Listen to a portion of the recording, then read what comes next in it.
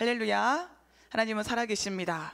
어제나 오늘이나 영원토록 동일하신 그 예수 그리스도께서 우리와 함께 하시기 때문에 어떤 상황이 우리에게 찾아온다 할지라도 주님만 바라보면 승리할 수 있는 줄로 믿습니다. 여러분, 예배는 우리 인생의 생명줄인 줄로 믿습니다. 그래서 우리 어떤 상황 가운데도 우리의 중심이 흔들리지 않고 우리의 심지가 견고해져서 날마다 예배로 승리하기를, 예배로 치료받고 예배로 능력받는 우리의 삶이 되기를 간절히 소원합니다. 오늘은 숨은 상처 치료 5번째 시간으로 화평 안에 숨은 상처 치료라는 제목으로 말씀을 나누겠습니다. 우리 한 주간 동안 이 상처가 요리조리 숨는다고, 그래서 숨은 상처를 드러내서 치료받아야 된다고 말씀을 나누었는데요. 이 상처가 어디 숨는다고 말씀을 나눴죠? 첫 번째, 사랑 안에 숨는다 그랬죠? 그래서 사랑 안에 상처가 숨으면 그 사랑이 병든 사랑이 돼서 영혼을 살리는 것이 아니라 오히려 죽이는 사랑이 된다. 그래서 우리는 사랑 안에 숨은 열등감, 사랑 안에 숨은 오해, 사랑 안에 숨은 상처를 드러내서 치료받고 하나님이 주시는 사랑을 해야 된다고 말씀을 우리가 들었죠. 그리고 이어서 열정 안에 숨은 상처를 치료받고, 그래서 병든 열정이 아니라 건강한 열정, 초점 맞춘 열정으로 하나님을 기쁘시게 해야 된다고 말씀을 들었습니다. 그리고 이어서 그래서 무감각 안에 이 상처가 쌓여져 있으면 상처 때문에 영적인 문둥병 환자처럼 살게 되니까 이 영적인 감각을 깨워야 된다라고 말씀을 나누었습니다. 그리고 또 이 상처가 어디 숨는다 그랬죠? 착함 안에, 이 착한 컴플렉스, 착함으로 가장한 기질 안에 상처가 숨어서 진짜 착한 것이 아니라 착한 척하는 인생을 살게 한다고 했습니다. 그러니까 우리는 상처에 속지 않는 인생을 살도록 뱀처럼 지혜롭고 비둘기처럼 순결하라고 말씀하셨잖아요. 여러분, 오늘 또 말씀의 검을 촥촥촥 연단하여서 먼저 우리가 수술받고 우리가 먼저 고침받고 하나님의 능력으로, 하나님의 지혜로 우리 지혜로운 삶을 살기를 소원합니다. 그래서 오늘 본문 말씀은요, 히브리서 12장 11절부터 14절 이 본문으로 화평 안에 숨은 상처 치료라는 제목으로 말씀을 나누겠습니다. 무릇 징계가 당시에는 즐거워 보이지 않고 슬퍼 보이나 후에 그로 말미암아 연단받은 자들은 의와 평강의 열매를 맺느니라. 그러므로 피곤한 손과 연약한 무릎을 일으켜 세우고 너희 발을 위하여 곧은 길을 만들어 저는 다리로 하여금 어그러지지 않고 고침을 받게 하라. 모든 사람과 더불어 화평함과 거룩함을 따르라. 이것이 없이는 아무도 주를 보지 못하리라. 아멘. 모든 사람과 더불어 거룩함과 화평함과 거룩함을 따르라고 주님 말씀하십니다. 이것이 없으면 아무도 주를 보지 못한대요. 그러니까 영적인 눈이 닫혀진다는 거죠. 아무리 성경을 많이 알고 예배를 많이 드리고 은사를 많이 받아서 이 남들이 보기에 참 대단한 사역하는 것처럼 보이고 참 큰 업적을 이룬 것처럼 보인다 할지라도 모든 사람과 더불어 화평함과 거룩함을 따르지 못하면 영적인 눈이 어두워져서 하나님을 보지 못한다는 것입니다. 영에 속한 세계를 깨닫지 못한다는 것입니다. 여러분, 우리는 무엇보다 영적인 눈이 열리고 영적인 귀가 열려서 영으로 하나님을 예배해야 할 줄로 믿습니다. 그래서 그러기 위해서 자기 자신에게 명령할까요? 영 깨라. 우리 영은 자꾸만 육신의 정욕, 안목의 정욕, 이생의 자랑을 가지고 있는 육신의 속성에 파묻혀서 짓눌려서 잠들기 쉽고 힘을 잃어버리고 시들시들해지기 쉽습니다. 그래서 우리는 날마다 영을 깨워야 됩니다. 육신의 속성은 십자가에 못 박고 날마다 우리의 영을 깨워서 하나님의 말씀으로 우리 영을 새롭게 해야 됩니다. 그래서 겉사람은 후패할지라도, 겉사람은 낡아질지라도 우리의 속사람은 날로 새로워지는 인생을 살아야 합니다. 오늘 여러분, 우리 영을 깨우고 영적인 눈이 활짝 열리고 영적인 귀가 활짝 열려서 영적인 세계 안에 깊이 들어가서 하나님이 주시는 능력으로 살기를 간절히 소원합니다. 그러기 위해서 우리는 우리 안에 숨은 상처를 다 드러내야 됩니다. 세상을 살아가는 우리는 모두 상처를 입으며 살아갑니다. 부딪힐 수도 있고 넘어질 수도 있고요. 사건, 사고를 통해서 크고 작게 다치는 경험을 하면서 살아갑니다. 세상을 살면서 난 한 번도 다치지 않았어요, 난 한 번도 상처 입지 않았어요 라고 말할 수 있는 사람은 아무도 없을 거예요. 갓난쟁이일 때 한두 살, 세네 살 그때 얼마나 많이 다칩니까? 진짜 안 다치게 하려고 부모가 막 노심초사를 해도 진짜 한순간에 벼랑간 확 다쳐버리잖아요. 얼마 전에도 우리 이쁜 주연이가 넘어져가지고 얼굴에 이렇게 확 이렇게 막 스크래치가 나가지고 얼마나 깜짝 놀랐는지. 근데 참 너무 감사한 거는 애기들은요 다쳐도 금방 낫는다는 거예요. 제가 우리 지원이 키우면서 막 다칠 때마다 마음이 막 철렁철렁한데 너무 감사한 거는 빨리 낫는다는 게 참 위로가 됐어요. 그래서 며칠만 지나면 씻은 듯이 상처가 없어지고 다시 새살이 돋는 것을 보게 되는데, 그래서 우리는요 이 크고 작은 상처들을 경험하면서 세상을 살아가게 됩니다. 근데 큰 상처를 입으면 뭐 큰 병에 걸리거나 큰 사고를 당하면 모든 일상생활을 멈춰야 될 정도로 심각한 지장을 받을 수도 있죠. 그래서 우리는 이 상처 때문에 여러 가지 육체적인 활동에 제한을 받을 수가 있습니다. 그런데 여러분, 육체적인 상처보다 훨씬 더 심각한 것은, 훨씬 더 치명적인 것은 바로 마음의 상처, 영혼이 입는 상처입니다. 그래서 우리는 무엇보다 이 육신의 상처도 잘 치료받아야 되지만 마음의 상처를 치료받고 건강한 내면 세계를 소유해야 할 줄로 믿습니다. 여러분, 숨은 것은 반드시 밖으로 드러납니다. 내 내면의 상태는요 어떠한 말로, 행동으로, 표정으로, 분위기로 반드시 나타나게 되어 있어요.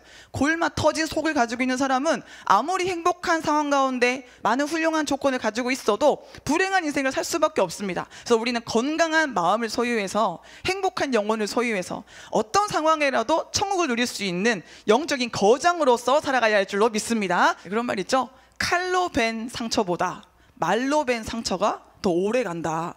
칼로 베면 얼마나 아프고 그 얼마나 고치기 낫기 힘듭니까? 그런데 그거보다 더 아픈, 더 오래가는 상처가 말로 벤 상처라고 합니다.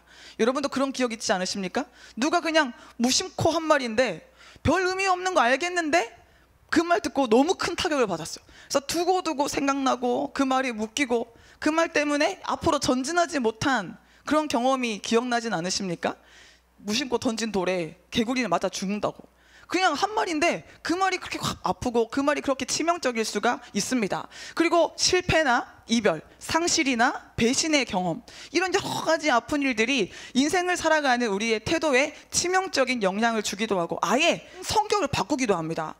제가 아는 어떤 사람은요 너무 사랑한 사람이 있었는데 가슴 아프게 이별을 한 거예요. 그러고 나니까요 그 밝고 명랑했던 사람이 성격이 확 바뀌어가지고 완전히 우울해지고 사람이 비관적이어지고 어두워졌더라고요. 그러니까 너무 상처를 많이 받으면 그 사람의 성격 자체가 바뀔 수도 있더라고요.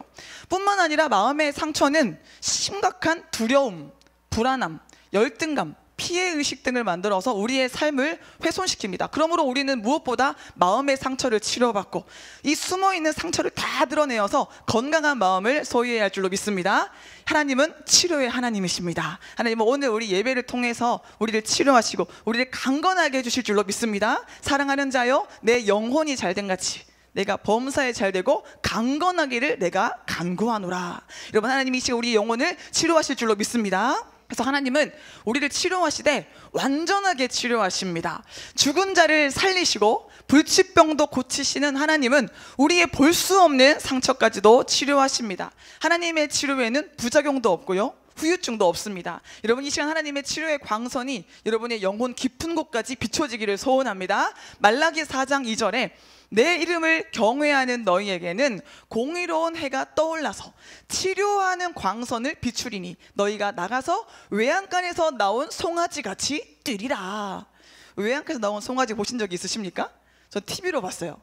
야, 송아지가 잘 뛰더라고요. 이 송아지가요 넓은 풀밭에 풀어놓으면요 우리는 보통 그렇게 보잖아요. 외양간에 갇힌 송아지 아니면 막 코 막 끼고 이렇게 매여 있는 거 보잖아요. 근데 송아지가 이렇게 풀려져 있으면 얼마나 말처럼 뛰는지 막 바닥바닥바닥 뛰는데 참 힘 좋더라고요. 여러분, 풀려진 이 송아지처럼, 자유로운 송아지처럼 우리 영혼이 어디에도 묶임 없이, 어디에도 제한 없이 날마다 기뻐 뛰는 삶을 살기를 소원합니다.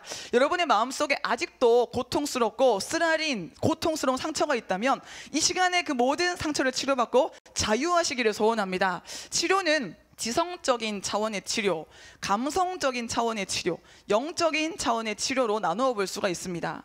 이 세 가지는 동시에 이루어질 수도 있고요 순차적으로 이루어질 수가 있어요. 그러니까 머리로는 이해가 되는데 마음도 괜찮은 것 같은데 영적으로는 안 괜찮을 수가 있는 겁니다. 그거 다 잊었어, 이제는 아무렇지도 않아, 내가 다 이해했어, 이제는 다 지나간 일이야 라고 하는데 내 무의식 세계 가운데는 아직도 그때의 그 상처에 조종을 받고 있을 수도 있는 겁니다. 이제는 내가 장성해서 그 어린 시절에 경험했던 일이 더 이상 내게 해가 되지 않는 것 같은데 불쑥불쑥 그때의 잔상이 떠오르고 그때의 영향을 받을 때 이게 억압받는 나를 느낀다면 아직까지도 우리는 그 상처로부터 자유롭지 못한 거죠. 그러니까 우리는요, 지성적인 차원, 감성적인 차원, 영적인 차원에 이르기까지 온전한 치료를 받아야 할 줄로 믿습니다. 그래서 머리로 내가 기억나는 상처가 없다 할지라도 감정으로 아무렇지도 않다 해도 내 영이 타격을 받았다면 여러분, 내 숨은 마음을 주님께 다 드러내 보이셔서 하나님, 나도 모르는 내 마음을 치료해 주세요. 나도 모르는 내 속병을 치료해 주세요. 여러분의 전체의 마음을 주님께 열어드리고 하나님께 치료받으시기를 소원합니다. 저는 영성훈련을 받으면서, 영적인 치료를 받으면서 참 많이 경험하게 된 것이, 나도 몰랐던 내 상처가 너무 많았다는 거예요. 저는 잘 살고 있는 줄 알았거든요.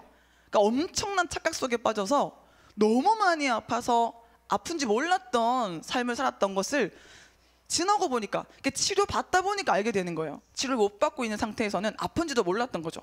아픈지도 모르다가 조금 치료가 되니까, 아, 내가 그렇게 심각한 환자였구나, 내가 그 정도로 사랑 불감증이었구나, 내가 그 정도로 애정 결핍이었구나, 내가 그 정도로 외로움이 많았구나, 내가 그 정도로 독선적이었구나, 교만했구나, 악했구나, 이기적이었구나. 그러니까 조금씩 치료가 되면서 내가 얼마나 심각한지를 알게 되더라고요. 여러분, 오늘 나도 모르는 내 상처 하나님께 치료받기를 소원합니다. 우리 찬양으로 한번 주님께 나갈까요? 아빠 아버지, 아빠 아버지, 볼 수 없는 상처를 치료하시고 나를 안아주시는, 내게 힘 주시는 그 아빠 아버지 지금 만나기를 소원합니다.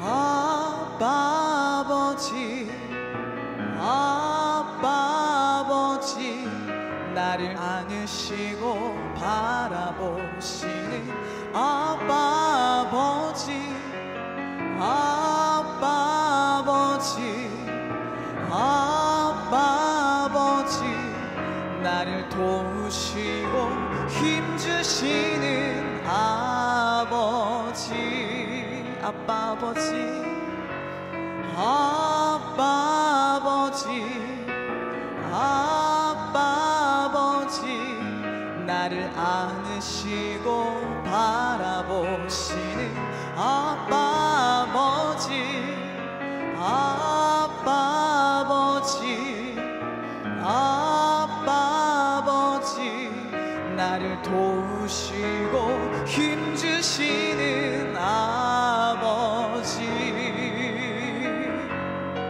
주는 내 마음을 고치시고 볼 수 없는 상처 만지시네. 나를 아시고 나를 이해하시네. 내 영혼 새롭게 세우시네. 아빠 아버지, 아빠 아버지, 나의 아빠 아버지, 나를 안으시고 바라보시는 아빠 아버지, 아빠 아버지, 아빠 아버지, 나를 도우시고 힘주시는 아버지. 주는 내 마음을 고치시고 볼 수 없는 상처 만지시네.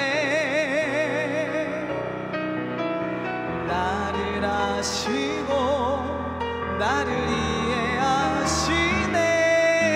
내 영혼 새롭게 세우시네. 주는 내 마음을 고치시고, 주는 내 마음을 고치시고 볼 수 없는 상처 만지시네. 나를 아시고 나를 이해하시네. 내 영혼 새롭게 세우시네. 아멘. 우리 인간은 다 약하잖아요. 겉으로 아무리 세 보여도, 아무리 많은 걸 가지고 있어도, 아름다워도 멋있어도, 뭐 된 것처럼 보이는 사람들도 사실은 다 약하잖아요. 하나님을 알고 하나님께 예배할 수 있도록 은혜를 받은 우리는 이 약한 마음을 하나님께 내놓을 수가 있잖아요. 그래서 하나님 나 힘들어요, 하나님 나 아파요, 하나님 나 외로워요, 하나님 나 버거워요, 이렇게 하나님께 고백하면 주님은 우리를 어떻게 하십니까? 안으시고 바라봐 주시고 힘 주시고 치료하시고 내 영혼 새롭게 세우시네. 이 찬양의 가사가 날마다 우리 가운데 은혜로 적용되어지기 때문에 우리도 문제를 이길 수 있는 그만큼 강인함이 우리 안에는 없을지라도, 문제 속에서 날마다 지친다 할지라도 하나님께 예배함으로 우리는 새 힘을 얻어서 넉넉히 이기는 삶을 살 수 있는 줄로 믿습니다. 그래서 여러분, 세상에 이렇게 하나님을 알지 못해서 이 쓰라린 마음을 움켜쥐고 어찌할 바를 모르는 영혼들이 너무나 많지 않습니까? 우리 빨리 정신을 차리고 하나님께 주시는 능력으로 무장하여서 성령으로 충만케 되어서 빨리 가서 그 죽어가는 영혼들을 살려야 될 줄로 믿습니다. 그래서 우리 지금 먼저 내 상처를 치료받고 먼저 내 영혼을 성령으로 충만하게 채워서 하나님께서 아픈 마음으로 바라보시는 그 영혼에게 달려가서 복음을 증거하고 하나님의 치료와 하나님의 기적과 하나님의 변호의 능력을 날마다 간증할 수 있는 우리 모두가 되기를 간절히 소원합니다. 하나님이 행하시는 치료의 시작은요, 자기 마음의 상태를 깨닫게 하시는 것으로부터 시작합니다. 그래서 내 마음이 어디가 아픈지, 얼마나 찢겨졌는지, 얼마나 오랫동안 상해서 방치되어 있는지 그 마음의 상태를 깨닫게 하시는 것이 하나님의 치료의 시작입니다. 그리고 치료의 마침은요, 무슨 독을 마셔도 해를 받지 않는 마음을 만드시는 것. 그래서 이제는 마음의 상처 때문에 아파서 시간을 낭비하고 인생을 허비하는 것이 아니라 다른 사람의 상처를 치료해 줄 수 있는 이제 이타적인 인생을 살게끔 하시는 것이 하나님의 치료의 완성이라고 할 수 있습니다. 여러분, 무슨 독을 마셔도 해를 받지 않는, 모든 사람과 더불어 화평함과 거룩함을 쫓을 수 있는 그런 건강한 마음을 오늘 소유하기를 간절히 소원합니다. 사람들은 모두가 마음을 가지고 있죠. 여러분, 한 사람도 빠짐없이 다 마음을 소유하고 있죠. 근데 이 마음이 사람마다 다 틀려요. 우리 얼굴도 다 틀리잖아요. 하나님께서 70억 인구의 얼굴을 다 다르게 만드시는 게 너무 신기한데, 사실 이 동시대에 살고 있는 우리의 얼굴이 다른 것도 신기하지만 역사적으로 봐도 얼굴이 다 틀리잖아요. 우리가 이 역사적으로 뭐 사진, 그림 남아있는 거 보면 저 옛날 사람들 뭐 나폴레옹, 뭐 레오나르도 다빈치 뭐 이런 사람들 얼굴 알 수 있잖아요. 또 돈만 꺼내봐도 딱 알 수 있는 얼굴이 신사임당, 율곡 이 세종대왕. 보면 한국 사람이라서 비슷하게 생겼지만 다른 얼굴이에요. 너무 신기하지 않아요? 다 눈 두 개, 코 하나, 입 하나 가지고 있는데 다 틀리게 생겼어요. 근데요, 얼굴이 다른 만큼이나 마음도 다 틀려요. 어떤 사람의 마음은 우리 예수님이 비유로 말씀하시기를 옥토박 같은 마음. 그래서 말씀의 씨가 떨어지면 곧바로 그 말씀을 쫙 흡수해서 30배, 60배, 100배의 결실을 하는 옥토박 같은 마음을 가진 사람이 있습니다. 근데 또 어떤 사람의 마음은 딱딱하게 굳어져서 길가박 같은, 사람들이 너무 많이 다니는 길은 딱딱하잖아요. 굳어 있잖아요. 그래서 물 한 방울도 안 들어가잖아요. 비가 와도 다 흘러가잖아요. 스며들지 못하고. 그런 딱딱한 심령이 있고요.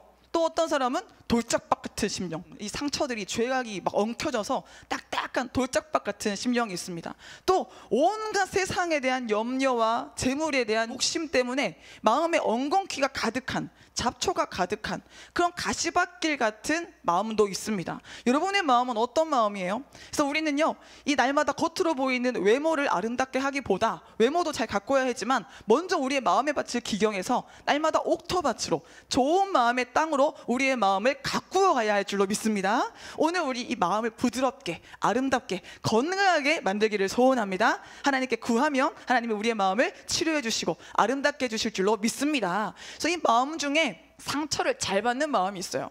그래서 쿠쿠다스 심령, 쿠쿠다스 그 봉지 뜯을 때 얼마나 조심해야 되는지 모릅니다. 한번 호흡을 가다듬고 정갈한 손놀림으로 이걸 아주 착 이게 떼지 않으면 어느 순간인가 이게 확 부서지니까, 그 고급스러운 과자 조금만 이게 대충 뜯으면 다 뭉개져가지고 아주 막 온데 가루 다 날리고 굉장히 먹기 성가신 그런 과자잖아요. 그러니까 아주 조심조심 다뤄야 되는데, 사람의 마음 중에 그런 마음이 있다는 거예요. 정말 잘해주고 친절하게 대해주고 아껴줬는데, 항상 조심했는데 어느 한순간 그냥 무심결에 한마디 뚝 했는데 마음이 다 깨져버려. 그런 마음이 있어요. 근데 또 어떤 사람은 완전히 이 마음이 강인해가지고 뭐라고 한들, 누가 어떻게 쳐다본들, 누가 어떻게 대우한들 개의치 않는 그런 마음을 가진 사람들도 있습니다. 여러분의 마음은 어떤 마음이에요? 한번 스스로 질문해 보세요. 내 마음은 지금 상처 잘 받는 마음인가, 아니면 상처를 받지 않는 건강한 마음인가? 한번 점검해 보시고, 아, 나는 상처 잘 받는데, 난 소심한데, 난 섭섭한 일이 많은데, 난 마음에 꽁 하고 있는 거 많은데, 그러는 말 있잖아요. 이 트리플 A형, 그래서 뒤끝 있는 형, 그냥 끝나는 게 아니고 이미 다 지난 일인데 혼자 너 그때 그랬지, 두고 보자. 정면에 대놓고 말 못해요, 소심해서. 근데 혼자 계속 하면서 되새김질을 그렇게 하고 있는 사람들이 있다고 하잖아요. 그러면요, 암병 걸립니다. 여러분, 우리 꿍꿍 앓지 말고 자꾸 다 털어내고 단순하고 건강한 마음으로 성령의 능력으로 행복하게 살기를 소원합니다.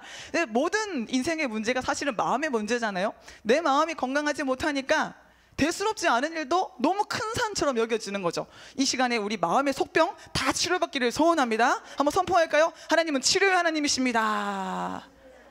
한번 자기 영혼에게 외칩시다. 하나님은 나를 고치신다. 이것이 얼마나 감사한 사실인지 모릅니다. 하나님은 날마다 우리의 영혼을 치료하시고, 우리 육신의 아픈 것도, 우리 인생의 문제도, 망가진 부분도 하나님이 다 치료해 주시고 온전하게 세워주실 줄로 믿습니다. 그래서 우리 외국 나갈 때 짐 쌀 때 보면요, 짐마다 다 다르게 싸잖아요. 이번에는 코로나 때문에 다 발목이 묶였지만, 그래서 선교를 자주 나가니까 이 다들 짐 싸는 베테랑들이 되셔가지고 얼마나 짐을 잘 싸시는지, 딱 이 짐 쌀 때 제일 조심하는 게 뭡니까? 깨지기 쉬운 거, 유리, 뭐 화장품도 이렇게 꼭지 부분이 좀 예민한 거 있잖아요. 그런 거는 뽁뽁이로 그냥 막 팍 싸가지고 어떻게 이 충격이 가해져도 안 깨지게 아주 그냥 둘러쌉니다. 팍 둘러쌉니다. 그렇게 잘 깨지는 것은 아주 포장을 열심히 해야 돼요. 근데 잘 안 깨지는 건 대충 싸죠. 근데 이제 옷이나 이불, 베개 뭐 이런 것들은 포장을 하는 게 아니고 다른 물건 안 깨지게 충격을 흡수하는 역할을 하라고 집어넣는 물건들도 있잖아요. 그러니까 사람도 똑같아요. 조금만 충격이 가도 팍 깨지는 사람이 있고, 그래서 막 둘러싸고 에워싸고 막 깨질까 부서질까 막 이렇게 조심조심 해야 되는 사람이 있고, 어떤 사람은 그 사람 안 깨지게 보호해주면서 방어해주면서 다른 사람이 받을 상처를 대신 지면서 그 영혼을 살리는 사람이 있어요. 여러분, 우리는 내 상처 때문에 전전긍긍하면서 자기 연민에 빠져서 피해의식에 갇혀서 인생을 낭비하는 것이 아니라, 이불처럼 베개처럼 옷처럼 다른 영혼이 깨지지 않도록 그 영혼을 감싸줄 수 있는, 그래서 다른 영혼의 상처를 치료할 수 있는 치유자의 삶을 사는 우리가 되기를 소원합니다. 근데 상처를 잘 받는 사람들은 공통점이 하나 있어요. 뭐냐면 자기 틀이 세다는 거예요. 자기 틀이 강한 사람들이 상처를 잘 받습니다. 이 무슨 소릴까요? 사람들에 대한 기대의 틀이 크면요, 남편, 당신 나한테 이 정도 해줘야 돼요. 아내, 당신 나한테 이만큼 해야 돼요. 이런 틀, 자기 기대 수준이 크면 그 기대에 못 미치면 상처가 되는 거예요.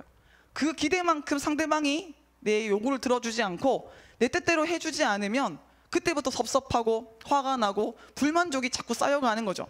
근데 틀이 없는 사람들은 상대방이 어떤 식으로 행동을 해도 그냥 그 사람의 입장에 들어가서 해주는 대로 감사하며 사랑을 받아요. 근데 틀이 강한 사람은 자기가 원하는 대로 안 해주면 그게 사랑으로 느껴지지 않아요.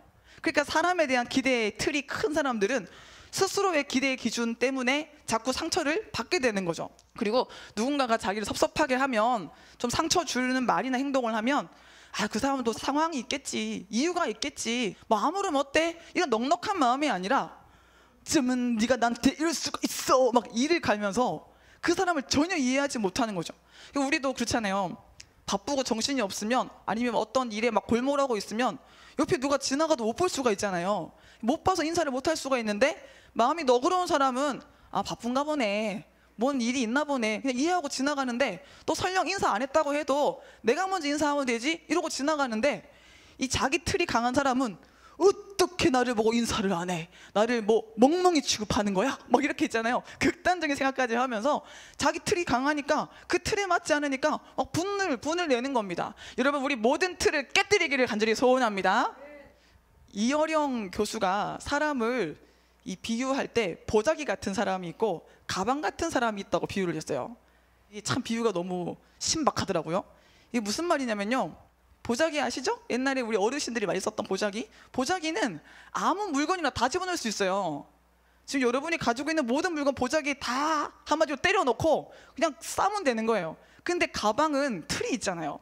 특히 비싼 백들, 이 수트케이스 이런 것들 보면 다 이 모양의 틀이 있잖아요. 그래서 틀이 딱 정해져 있기 때문에 거기에 맞는 것만 들어갈 수 있어요. 직장인들이 들고 다니는 그 서류 가방, 그 서류 그 크기 양식 벗어난 거는 안 들어가요. 접어야 돼요. 아니면 잘라야 돼요. 그러니까 그 틀이 강한 사람들은 자기한테 맞는 것만 수용한다는 거예요. 그래서 틀에 안 맞는 거는 받아들일 수 없다는 거예요. 그래서 사람도 이런 보자기 같은 사람이 있고 가방 같은 사람이 있는데 당신은 어떤 사람이냐고 이어령 교수가 그런 비유를 했더라고요. 한번 여러분 한번 질문해 보세요. 난 보자기 같은 사람인가? 가방 같은 사람인가? 지금 한 분 눈으로 말하고 있어요. 이전까지는 가방 같은 사람이었으나 이제는 보자기 같은 사람이 될 것입니다. 이렇게 눈으로 말하고 계시는데, 여러분 우리는 영성훈련을 받으면서 점점 틀이 깨어져서 이제는 이해하지 못할 사람이 없고 품지 못할 사람이 없는 보자기 같은 사람으로 바뀌어지고 있는 줄로 믿습니다. 그래서 모든 틀을 깨뜨려서 상처받지 않는, 모든 사람들 이해할 수 있는 우리 모두가 되기를 간절히 소원합니다. 근데 하나님과의 관계에서도요, 틀이 강한 사람들은 자기가 기대했던 대로 하나님이 이루어 주시지 않으면 화를 내는 거예요. 하나님, 내가 예배를 얼마나 열심히 드렸는데 왜 아직도 나를 치료해 주시지 않는 거예요? 하나님, 내가 영성훈련 받은 지가 몇 년인데 나는 왜 아직도 이 모양이고 저 사람은 왜 이렇게 잘 나가는 것 같고, 하나님 어쩌면 그러실 수가 있어요? 자기가 정해놓은 방법, 자기가 정해놓은 때, 자기가 정해놓은 방식이 너무 강한 사람들은 그대로 안 되면 화가 나는 거예요. 그리고 금방 실망하고 금방 좌절하는 겁니다. 그리고 이럴 수는 없잖아요. 이건 아니잖아요. 어떻게 내게 이런 고난이 있습니까? 어떻게 내게 이런 상실이 있습니까? 어떻게 내게 이런 이별이 있습니까? 왜 내가 이런 질병에 걸립니까?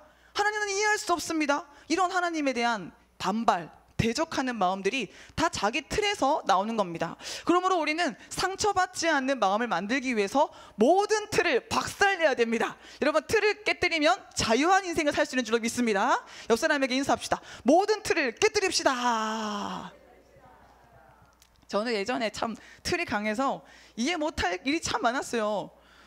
내가 그 잘 나가던 직장을 그만두고 신학을 시작했는데 내게 왜 이런 고난이 있는 거야? 저는 제 틀이 자발적으로 주의 일을 하겠다고 오면 하나님이 어화둥둥 내 사랑아 꽃가마 태워주실 줄 알았어요. 그게 제가 가지고 있는 틀이었어요. 그래서 하나님이 비단길 쫙 깔아주시고 나를 막 등에 업으시고 그냥 지나가기만 해도 사람들이 막 방언 터지고 병 고침 맞고 막 기적이 나타나고 우리 목사님의 초기 간증처럼 그럴 줄 알았거든요. 그러니까 그게 제 틀이었던 거예요. 아니 이건 웬일인지 승승장구하는 일이 벌어지는 게 아니라 하나님 맨날 저에게 말씀하시는 것은 너는 죄인이야. 너 완전 죄인이야. 넌 모태부터 죄인이야. 너는 뼛속 깊이 죄인이야. 날마다 제가 얼마나 죄인인지, 얼마나 제 안에 선한 것이 아무것도 없는 절망스러운 존재인지를 입증시켜 주시는 사건이 이어지는 거예요. 그러니까 제가 그때는 막 이 믿음도 다 없어지는 것 같고 도대체 나는 누구인가 싶기도 하고 아주 그냥 인생의 회오리 속에 들어가가지고 정체성을 상실한 채 막 이 소용돌이를 경험한 적이 있었는데요. 다 제 틀이 셌었기 때문에, 하나님과 관계없는 저의 이론이 많았기 때문에 그런 영적인 방황이 있었던 것 같아요. 여러분, 내 틀을 다 깨뜨리고 하나님이 언제나 선하심을, 하나님이 언제나 옳으심을 인정하며 살아가는 우리가 되기를 소원합니다. 그래서 제가요 스스로 나 참 많이 고쳐졌구나, 나 많이 변화받았구나 라고 느낄 때가 언제냐면, 뭔가 이렇게 예상치 못한 일이 벌어져도 예전 같으면 이럴 순 없습니다. 어떻게 이렇게 느낄 상황이 어느 순간 제가 바뀌어가지고 하나님의 뜻이 있겠지, 하나님의 뭔가 이 섭리가 있을 거야, 그래 하나님이 이렇게 하실 때는 다 이유가 있는 거야 라는, 그냥 이해가 안 돼도 제가 납득을 하고 있는 부분이 조금씩 좀 늘고 있더라고요. 그래서 그걸 보면서 내가 많이 하나님이 고쳐주셔서 바뀌었구나, 기뻐하며 감사하는 순간들이 많아졌는데요. 여러분, 틀을 날마다 깨뜨려서 날마다 예수 안에서 나의 자아를 못 박아서 하나님이 하시는 모든 일을 수용하며 기뻐할 수 있는, 범사에 감사할 수 있는 우리 모두가 되기를 간절히 소원합니다. 그래서 우리 틀을 완전히 깨뜨리면 자유하고 지혜롭고 평안한 삶을 살아갈 수가 있습니다. 예수님 보십시오. 우리 예수님은 틀이 하나도 없는 분이었어요. 하나님의 아들이신데, 하나님과 동등하신 분이신데 그분이 어떻게 인간의 몸을 입고 이 땅에 오실 수 있겠어요? 근데 예수님이 인간의 몸을 입고 이 땅에 오셨을 때 어떤 삶을 사셨습니까? 태어나실 때부터 말 구유에 놓이셨어요. 사람들이 눕는 방도 아니고 그 더럽고 냄새나는 말 구유에 놓이셔서 사람들이 천시할 만한 그런 환경 속에 태어나셨어요. 그리고 많은 사람들이 멸시하는 나사렛에서 무슨 선한 것이 나겠어? 라고 멸시하는 그 나사렛에서 성장하셨어요. 그리고 목수로 일하시면서 사람들에게 그렇게 막 높임받고 존중받지 않는 일을 하시면서 사셨어요. 그리고 십자가에 못 박힐 때는 어땠습니까? 침뱉음 당하고 뺨을 맞고 욕을 먹고 조롱당하고 희롱당하고 33세의 건장한 남자 청년의 몸으로 죽으셨잖아요. 근데 실오라기 하나 걸치지 않고 십자가에 못 박혀서 죽으셨어요. 장대에 달려서 그냥 만천하의 그 부끄러운 모습을 다 적나라하게 보이시면서 수치와 조롱을 절정으로 당하시면서 죽으셨잖아요. 근데 예수님은 험난한 십자가의 길을 가시면서도 한 번도 어쩌면 나에게 이런 고난이 있을 수 있습니까? 어떻게 이럴 수 있습니까? 라고 힘들어 하시는 것이 아니라, 부딪혀 하시는 것이 아니라, 오히려 물론 예수님도 인간의 몸을 입고 계시니까 힘드셨죠. 그래서 심히 고민하여 죽게 되었다고 하소연하실 만큼 어려운 마음일 때도 있으셨습니다. 근데 그때도 어떻게 하셨습니까? 기도하셨잖아요. 아버지요, 나의 원대로 마옵시고 아버지의 원대로 하옵소서. 그냥 하나님이 주시는 거라면, 하나님 아버지가 허락하시는 거라면 다 달게 받겠다라는 정신으로 십자가의 길을 완성하신 것입니다. 여러분, 오늘 우리도요, 예수님의 마음을 본받아서 모든 자기의 틀을 깨뜨리고 자기를 철저히 비워서 하나님이 내게 주신 사명의 길을 감사함으로, 자발적으로, 기쁨으로 갈 수 있기를 간절히 소원합니다. 빌립보서 2장 5절 말씀에 너희 안에 이 마음을 품으라. 곧 그리스도 예수의 마음이니 그는 근본 하나님의 본체시나 하나님과 동등됨을 취할 것으로 여기지 아니하시고 오히려 자기를 비워 종의 형체를 가지사 사람들과 같이 되셨고 사람의 모양으로 나타나사 자기를 낮추시고 죽기까지 복종하셨으니 곧 십자가에서 죽으심이라. 여러분, 우리 예수님의 마음, 예수님의 비우심, 예수님의 깨어지심을 닮아가는 우리 모두가 되기를 간절히 소원합니다. 영성 훈련은 예수님처럼 자기를 비워내는 과정입니다. 우리는 날마다 예수님을 따라가며 자기를 비워야 합니다. 이 육체도 잘 비워야 건강하잖아요. 잘 안 비워지면 요구르트를 먹고, 잘 안 비워지면 사과를 먹고, 잘 안 비워지면 그렇게 애쓰지 않습니까? 그래서 이게 뭔가 잘 비워져야 속이 편안하고 그렇잖아요. 근데 마찬가지로 우리의 마음도 잘 비워야 됩니다. 끙끙 막 쌓아놓는 것은 많은데, 한 맺힌 건 많은데 잘 풀지 못하면, 비워내지 못하면 다 병이 되는 거죠. 그래서 잘 비워야 건강합니다. 잘 비우는 마음이 지혜롭고 평안합니다. 참 이렇게 한 분 한 분 보면요, 어떤 분들은 외향적이라서 마음에 쌓아놓는 게 별로 없는 분이 있어요. 말로 다 해대요. 그냥 뭐 불만이 있고 섭섭한 게 있고 그러면 다다다다다 이렇게. 그래서 사실 그 불똥이 때로는 세기 때문에 옆에 있는 사람들이 얻어 맞을 수도 있어요. 너무 막 본인이 경험한 걸 다 있는 데 표출하니까 옆에 사람들은 황당할 수 있어요. 근데 어쨌든 자기는 쌓아놓는 게 없으니까 자기 영혼은 그때가 지나가면 또 괜찮아지는 거예요. 근데 이 조용한 사람들, 내성적인 사람들은 무슨 일이 있어도 다 쌓아놓는 거죠. 표현할 자신이 없어서, 또는 표현할 방법을 몰라서, 뭐 여러 가지 이유로 섭섭한데, 힘든데, 아픈데, 외로운데, 열받는데, 막 여러 가지 감정이 드는데 그걸 다 쌓아놓는 거예요. 꽝꽝 쌓아놔서 그걸 하나님께 나와서 풀면 다행인데 기도도 못해요. 그 안에 또 믿음이 없는 거예요. 하나님이 내 기도를 들어주시고 내 마음을 이해하시고 치료해 주실 거라는 믿음이 없으니까 기도하면 또 기도가 막히는 거예요. 그래서 기도도 안 하고 그냥 마음에 꿍꿍꿍 가지고 있다 보니까 나중에 이게 한이 돼가지고 응어리가 돼가지고 이것 때문에 막 화병도 생기고 이것 때문에 갖가지 영적인 질병들이 악화되는 경우가 많지 않습니까? 그래서 우리 목사님이 외향적인 사람들보다 내성적인 사람들이 영적인 질병에 더 빠지기 쉽다고 말씀하시잖아요. 여러분, 우리는 하나님 앞에 우리의 모든 상한 마음을 토해서 마음에 남기는 것이 없어야 할 줄을 믿습니다. 그래서 단순한 마음, 건강한 마음, 정직한 마음을 하나님께 받으셔서 우리 건강한 마음으로 날마다 즐겁게 살아가기를 간절히 소원합니다. 우리 안에 이 모든 상처가 숨어 있어서 우리 인생을 망치고 있는 부분들을 오늘 깨달아서 숨은 상처를 다 몰아내고 하나님이 주시는 건강한 마음으로 살기를 간절히 소원합니다. 옆 사람 바라보시고 우리 건강한 마음을 소유합시다. 놀라운 하나님, 기적의 하나님, 치료의 하나님께서 우리의 모든 숨은 상처를 치료하시고 우리 안에 새 일을 이루실 줄로 믿습니다. 오늘 우리는 특별히 화평 안에 숨은 상처를 치료받아야 돼요. 상처가 여기저기 잘 숨는데 화평 안에 숨은 상처를 치료받아야 됩니다. 화평은 상처가 잘 숨는 상처의 피난처로 잘 쓰임받는 곳이에요. 왜냐하면 사람들이 맹목적으로 화평한 걸 좋아하기 때문이에요. 좋은 게 좋은 거야. 뭐 그냥 문제없이 지나가면 그걸로 잘한 거야. 그냥 사람들이 그냥 조용히 지나가는 걸 좋아해요. 그래서 그냥 화평한 그 자체를 추구하기 때문에 화평은 상처의 교묘한 피난처가 될 수가 있습니다. 참으로 화평은 모든 사람들이 원하는 것입니다. 이스라엘 사람들은 화평을 너무 좋아하기 때문에 만날 때마다 인사로 뭐라고 합니까? 샬롬. 이 샬롬이 화평이잖아요. 평안, 평강. 그래서 만날 때마다 얼마나 이 화평을 좋아하며 화평 그렇게 인사를 했겠습니까? 그래서 이스라엘 사람들이 가장 좋아하는 인사말이 화평입니다. 샬롬은 한글 성경에서 평화, 화평, 평안, 평강으로 번역됩니다. 다양한 번역만큼 이 샬롬의 뜻도 다의적입니다. 전쟁이 없는 평화의 상태가 샬롬이고요. 인간 사이가 화평한 것도 샬롬이고, 육체적으로 강건한 것도 육신적인 샬롬이고요. 마음의 근심과 두려움이 없는 것이 바로 정신적인 샬롬이에요. 그래서 많은 사람들이 화평을 좋아하기 때문에 겉으로 보기에 이제 화평한 것이라도 사람들은 추구하는 경향이 있습니다. 그리고 겉으로 보기에 싸움이 없고 다툼이 없으면 문제가 없다고 여기기도 합니다. 그래서 겉보기에 사이 좋으면, 겉보기에 일이 잘 풀려나가면 좋은 거야, 잘하고 있는 거야 라고 여기기도 하죠. 그러나 여러분, 문제가 있는데 덮어놓는 것은 결코 화평의 상태가 아닙니다. 덮어놓은 상처는 치명적인 악이요 독이 될 수가 있습니다. 여러분, 오늘 우리는 화평 안에 숨은 상처를 다 드러내야 할 줄로 믿습니다. 제가 지지난주 대구 집회 인도하고 왔잖아요. 한 며칠 집을 비웠는데 저희 신랑이 거듭거듭 저한테 으스대면서 얘기를 하는 거예요. 집에 가면 깜짝 놀랄 거야. 청소를 싹 해놨어. 막 설거지를 싹 해놨어. 내가 지금 집을 얼마나 정리한 줄 알아? 그러면서요, 거듭거듭 자기가 엄청 청소해놨다고 막 자랑을 하더라고요.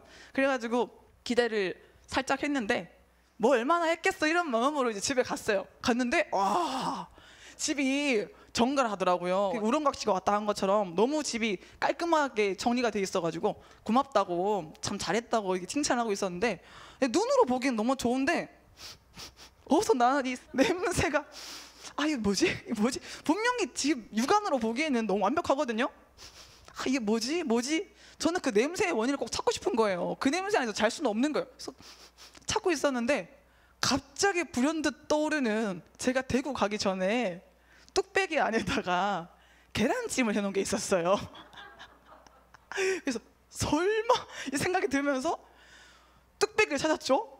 아니나 다를까 그 뚝배기가 여전한 모습으로 거기 있더라고요. 그래가지고 정말 굳센 마음을 가지고 열었더니 와, 뭉에서 유가 창조되어 있더라고요. 덮어놓으니까 이거 정말, 이거 한번 버릴 때 정말 아이고, 이거 잊을 수 없는 안 좋은 기억으로 지금 남게 됐는데, 여러분 안에 덮어놓은 상처가요, 그보다 더 악취를 풍길 수가 있어요. 그보다 더 썩어서, 그보다 더 여러분의 마음을, 여러분의 삶을 망칠 수도 있습니다. 여러분, 덮어놓은 모든 것을, 특히 화평 안에 숨은 것을 다 드러내기를 간절히 소원합니다. 성경적인 화평은 덮어놓고 겉만 꾸미는 것이 아닙니다. 하나님이 주시는 화평은 악을 제거한 선의 상태요, 진리를 추구하며 실천하는 상태입니다. 그러니까 화평은 진리와 동행해야 합니다. 진리가 빠진 화평은 화평이 아니라 위선일 뿐입니다. 진리를 추구하며 실천하는 상태가 바로 하나님께서 기뻐하시는 화평입니다. 그러므로 우리는 화평 안에 숨은 상처를 드러내고 모든 사람과 더불어서 화평함과 거룩함을 이루는 데까지 도달해야 합니다. 화평인 척하는 상태가 아니라 참된 화평을 이루어야 합니다. 참된 화평은 오직 예수 그리스도로부터 말미암습니다. 예수 그리스도 없이는 참된 화평이 있을 수가 없습니다. 이사야 9장 6절에 이는 한 아기가 우리에게 낳고 한 아들을 우리에게 주신 바 되었는데 그의 어깨에는 정사를 메었고 그의 이름은 기묘자라, 모사라, 전능하신 하나님이라, 영존하시는 아버지라, 평강의 왕이라 할 것임이라. 예수님은 평강의 왕이십니다. 에베소서 2장 14절에 그는 우리의 화평이신지라, 둘로 하나를 만드사 우리 주님은 찢어진 것 하나로 붙이시는 분이십니다. 원수된 것 중간에 막힌 담을 자기 육체로 허시고 법조문으로 된 계명을 폐하셨으니 이는 이 둘로 자기 안에서 한 세 사람을 지어 화평하게 하시고 또 십자가로 이 둘을 한 몸으로 하나님과 화목하게 하려 하심이라. 원수된 것을 십자가로 소멸하시고 또 오셔서 먼 데에 있는 너희에게 평안을 전하시고 가까운 데에 있는 자들에게 평안을 전하셨으니 이는 그로 말미암아 우리 둘이 한 성령 안에서 아버지께 나아감을 얻게 하려 하심이라. 십자가가 있는 곳에는 화목하게 되는 역사가 있는 줄로 믿습니다. 예수 그리스도는 우리의 화평입니다. 따라서 그리스도인은 화평하게 하는 삶을 살고 화평을 누리며 가는 곳마다 화평을 전해야 됩니다. 예수님의 화평이 그리스도인을 지배하기 때문에 그리스도인은 화평하게 하는 삶, 즉 피스메이커로서의 삶을 살아갈 수가 있습니다. 여러분, 우리가 가는 곳마다 우리가 만나는 사람마다 화평하게 되는 역사가 일어나길 간절히 소원합니다. 근데요, 분열의 영, 이 어둠의 영의 사주를 받는 사람은 가는 곳마다 찢어지는 역사가 일어납니다. 자꾸 본인도 모르게 이간질하고요, 당짓고 분열시키는 그런 삶을 사는 사람들도 있어요. 그러니까 자기는 그러는 걸 원하지 않을 수도 있지만 본인의 그 상처와 죄악 속에 숨어서 교묘하게 역사하는 이 악의 영들의 조종을 받아서 자꾸 사람들의 사이를 멀게 만들고 공동체를 깨뜨리고 분열시키는 삶을 사는 사람들이 있습니다. 그래서 우리는요, 가는 곳마다 내가 지금 화평에 영향을 끼치고 있는지 아니면 분열에 영향을 끼치고 있는지 점검해 보시고 분열시키는 모든 악한 영을 쫓아내시고 화평케 하시는 성령을 따라야 할 줄로 믿습니다. 우리 담임 목사님은 부흥에 많이 이제 인도하시면서 많은 하나님이 행하시는 기적의 열매를 맺으셨잖아요. 그 정말 저도 이렇게 따라다니면서 보면요, 너무 신기한 일이 교회가 이제는 다 찢어져서 이제 담임 목사님 쫓아내기로 결의하고 이제는 막 다 교회에서 파가 나뉘어져서 회복 불능 상태에서 이제 우리 목사님이 가시면 부흥회가 얼마나 짧습니까? 뼛속 깊이 박혀있는 그 다툼과 분쟁의 문제가 그 며칠 안에요 확 해결돼가지고 다 눈물로 사과하고 정말 진심으로 서로 하나 돼서 교회가 이렇게 하나로 딱 회복되는 걸 보면요, 야 진짜 이것은 하나님의 역사가 아니면 가능한 일이 아니다, 막 감탄할 때가 한두 번이 아니었거든요. 그래서 우리 목사님을 통해서 성령이 역사하실 때마다 교회가 하나가 되고 가정이 하나가 되고 이웃이 하나가 되고 날마다 하나 되는 역사가 일어나는데, 여러분 우리 역시 하나로 만드는 삶을 살기를 간절히 소원합니다. 화평 속에 숨은 상처를 드러내고 오직 예수로 말미암아 화평을 이루는 삶을 사는 우리 모두가 되기를 소원합니다. 그렇다면 화평 속에 숨은 상처를 치료받아야겠죠. 먼저 자기 자신과의 화평 속에 숨은 상처를 치료받아야 됩니다. 자기 내면 안에 화평으로 가장한 상처를 가지고 있는 사람은 자신의 죄와 상처를 외면합니다. 그리고 자신은 행복하게 잘 살고 있다고 믿어버립니다. 본인도 문제 있는 걸 알긴 알아요. 근데 외면하는 거예요. 난 괜찮아, 난 지금 잘 살고 있어, 난 문제 없어, 아우 난 정말 열심히 살고 있어, 이 정도 문제는 다 있는 거야, 괜찮아 괜찮아의 말로 자기를 위안하면서 자신의 진짜 문제를 회피해버립니다. 삶의 열매는 안 좋아요. 삶의 열매는 사람들이 자기를 떠나가고 물질적으로도 궁핍하고 건강도 여러 가지 마음의 상태도 분명히 안 좋게 흘러가고 있어요. 그렇지만 무작정 난 성령의 사람이야, 난 하나님이 쓰시는 사람이야, 그러면서 자기를 돌아볼 생각을 하지 않습니다. 왜 그렇습니까? 두려워서 그렇죠. 자기 진짜 모습을 볼까봐, 직면하기가 힘드니까 자꾸 외면하는 거죠. 주위에서 들려오는 자신에 대한 질책이 있어도 외면합니다. 그리고 모든 고난의 원인을 남 탓으로 돌립니다. 저 사람 때문이야, 부모 때문이야, 남편 때문이야, 아내 때문이야, 자녀 때문이야, 내가 환경 잘못 만나서 그렇지, 남 탓으로 돌리면서 자기의 책임을 잊으려고 합니다. 제가 이런 마음의 상태를 너무 잘 압니다. 왜냐하면 제가 이런 삶을 살았거든요. 진실한 저의 이 실체를 직면하지 못했을 때 영성훈련을 받는데 얼마나 이 부딪힘이 많은지요. 그러니까 하나님은 저를 치료하시려고 자꾸 드러내시는데요, 저는 직면하기가 너무 무서운 거예요. 여기저기서 들려오는 저에 대한 평판은 참 이기적이다, 주의 종 될 사람이 저게 상식적이지도 않은 행동을 할까? 그러니까 사람들은 이해하지 못하는 그런 저의 모습을 보면서 지적을 해주시는 거예요. 근데 저는 너무 받아들이기가 힘든 거예요. 여러분 사실요, 자기 잘못을 직면해서 인정할 수 있다는 건 그 대단한 수준에 오른 사람이라고 할 수 있죠. 대부분의 사람들이 자기 약한 모습 피하고 싶어 하잖아요. 그래서 저는 그때 회피하고 싶어서 어떻게 방법을 썼냐면요, 지금 생각하니까 제일 미련한 방법이었던 것 같은데 다 이해를 못해서 그래 나를.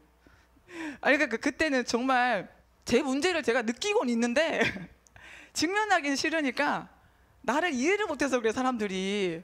그렇게 그냥 회피했던 것 같아요. 그래서 한 사람 한 사람씩 그렇게 하지 마, 이건 틀린 거야, 이건 잘못된 거야 얘기해줘도 제 속으로요 모르면서 잘 알지도 못하면서 그랬던 것 같아요. 그렇게 교만한 태도로 일관하면서 제 연약한 부분을 보기를 피해 오니까 하나님이 어떻게 하시냐면 자꾸 피하니까 어떻게 합니까? 세게 한 방 먹이시더라고요.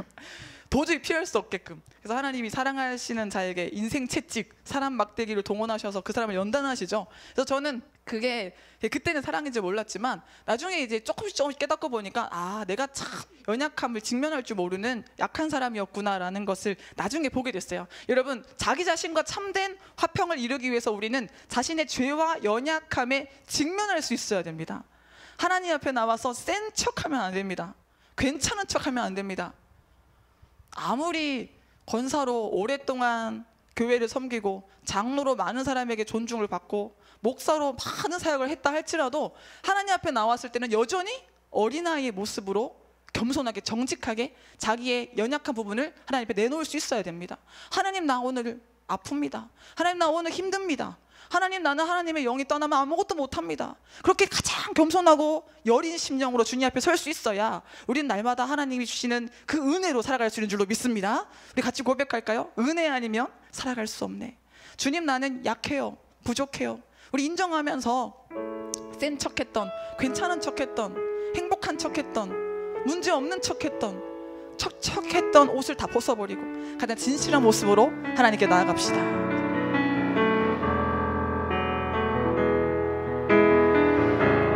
은혜 아니면 살아갈 수가 없네. 호흡마저도 다 주의 것이니 세상 평안과 위로 내게 없어도 예수, 오직 예수뿐이네. 은혜 아니면 살아갈 수가 없네.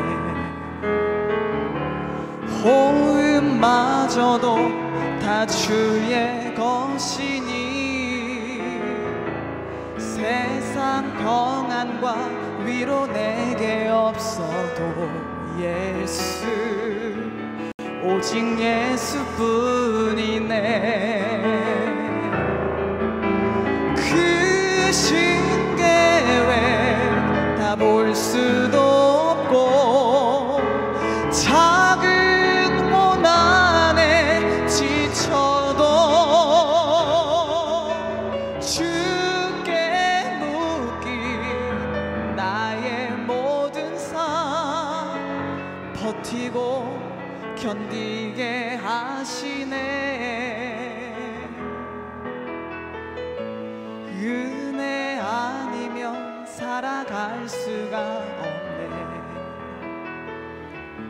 나의 모든 것 다 주께 맡기니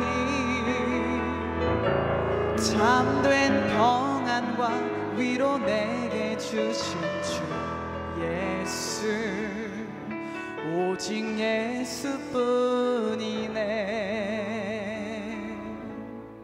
아멘. 제가 이 은혜의 세계 안에 들어와 보니 멋있는 사람은 잘못을 안 하는 사람 멋있지만 그런 사람은 없죠. 사실은 우리 인간은 실수하기 쉽잖아요. 근데 진짜 멋있는 사람은 잘못했을 때 화끈하게 잘못했다고 인정할 수 있는 사람, 핑계 안 대고 시간 안 끌고 그냥 내 잘못이라고, 내 탓이라고 자기 잘못을 화끈하게 인정하는 사람이 진짜 멋있더라고요. 근데 그게 참 힘들더라고요. 얼마나 우리 안에 있는 변호사가 똑똑한지 그때마다 뭐 변명하고 다른 사람한테 책임 전가하고 그러면서 자기는 피해 보려고 막. 근데 그러면 그럴수록 더 추해지는데, 더 죄가 더 커지는데 우리는 알면서도 이 죄의 세력에게 당할 때가 많잖아요. 근데 이제 자기 자신과 참된 화평을 이루기 위해서 이제는 자신의 연약함에 직면할 줄 아는 우리 모두가 되기를 소원합니다. 그래서 예전에는 강한 사람은 뭔가 실수 안 하고 잘못 안 하고 완전한 사람이라고 생각했었는데, 이제 보니 완전한 사람이 아니라 잘못이 있을 때 빨리 인정하고 자기 연약함을 받아들여서 하나님의 능력을 온전히 의지할 수 있는 사람이 강한 사람이라는 것을 좀 알게 됐습니다. 여러분, 우리 주 안에서 강한 사람이 되기를 소원합니다. 그래서 알고 지은 죄, 모르고 지은 죄, 모든 죄를 회개할 수 있어야 됩니다. 다윗을 보십시오. 다윗이 어릴 때부터 참 하나님을 사랑하는 하나님 일수의 삶을 살았지만, 다윗이 진정으로 예수 그리스도의 초림을 예비하는 예수 그리스도의 조상으로서의 이 위용을 딱 갖춘 순간은 그 안에 숨겨져 있었던 아주 치명적인 죄악들이 다 드러나서 무서운 죄를 저지르고, 나단 선지자의 질책을 통해서 자기 죄를 인정하고 회개하는 모습을 보일 때, 그때 하나님은 다시 그를 이 예수 그리스도의 초림을 준비할 수 있는 믿음의 조상으로 세워주셨잖아요.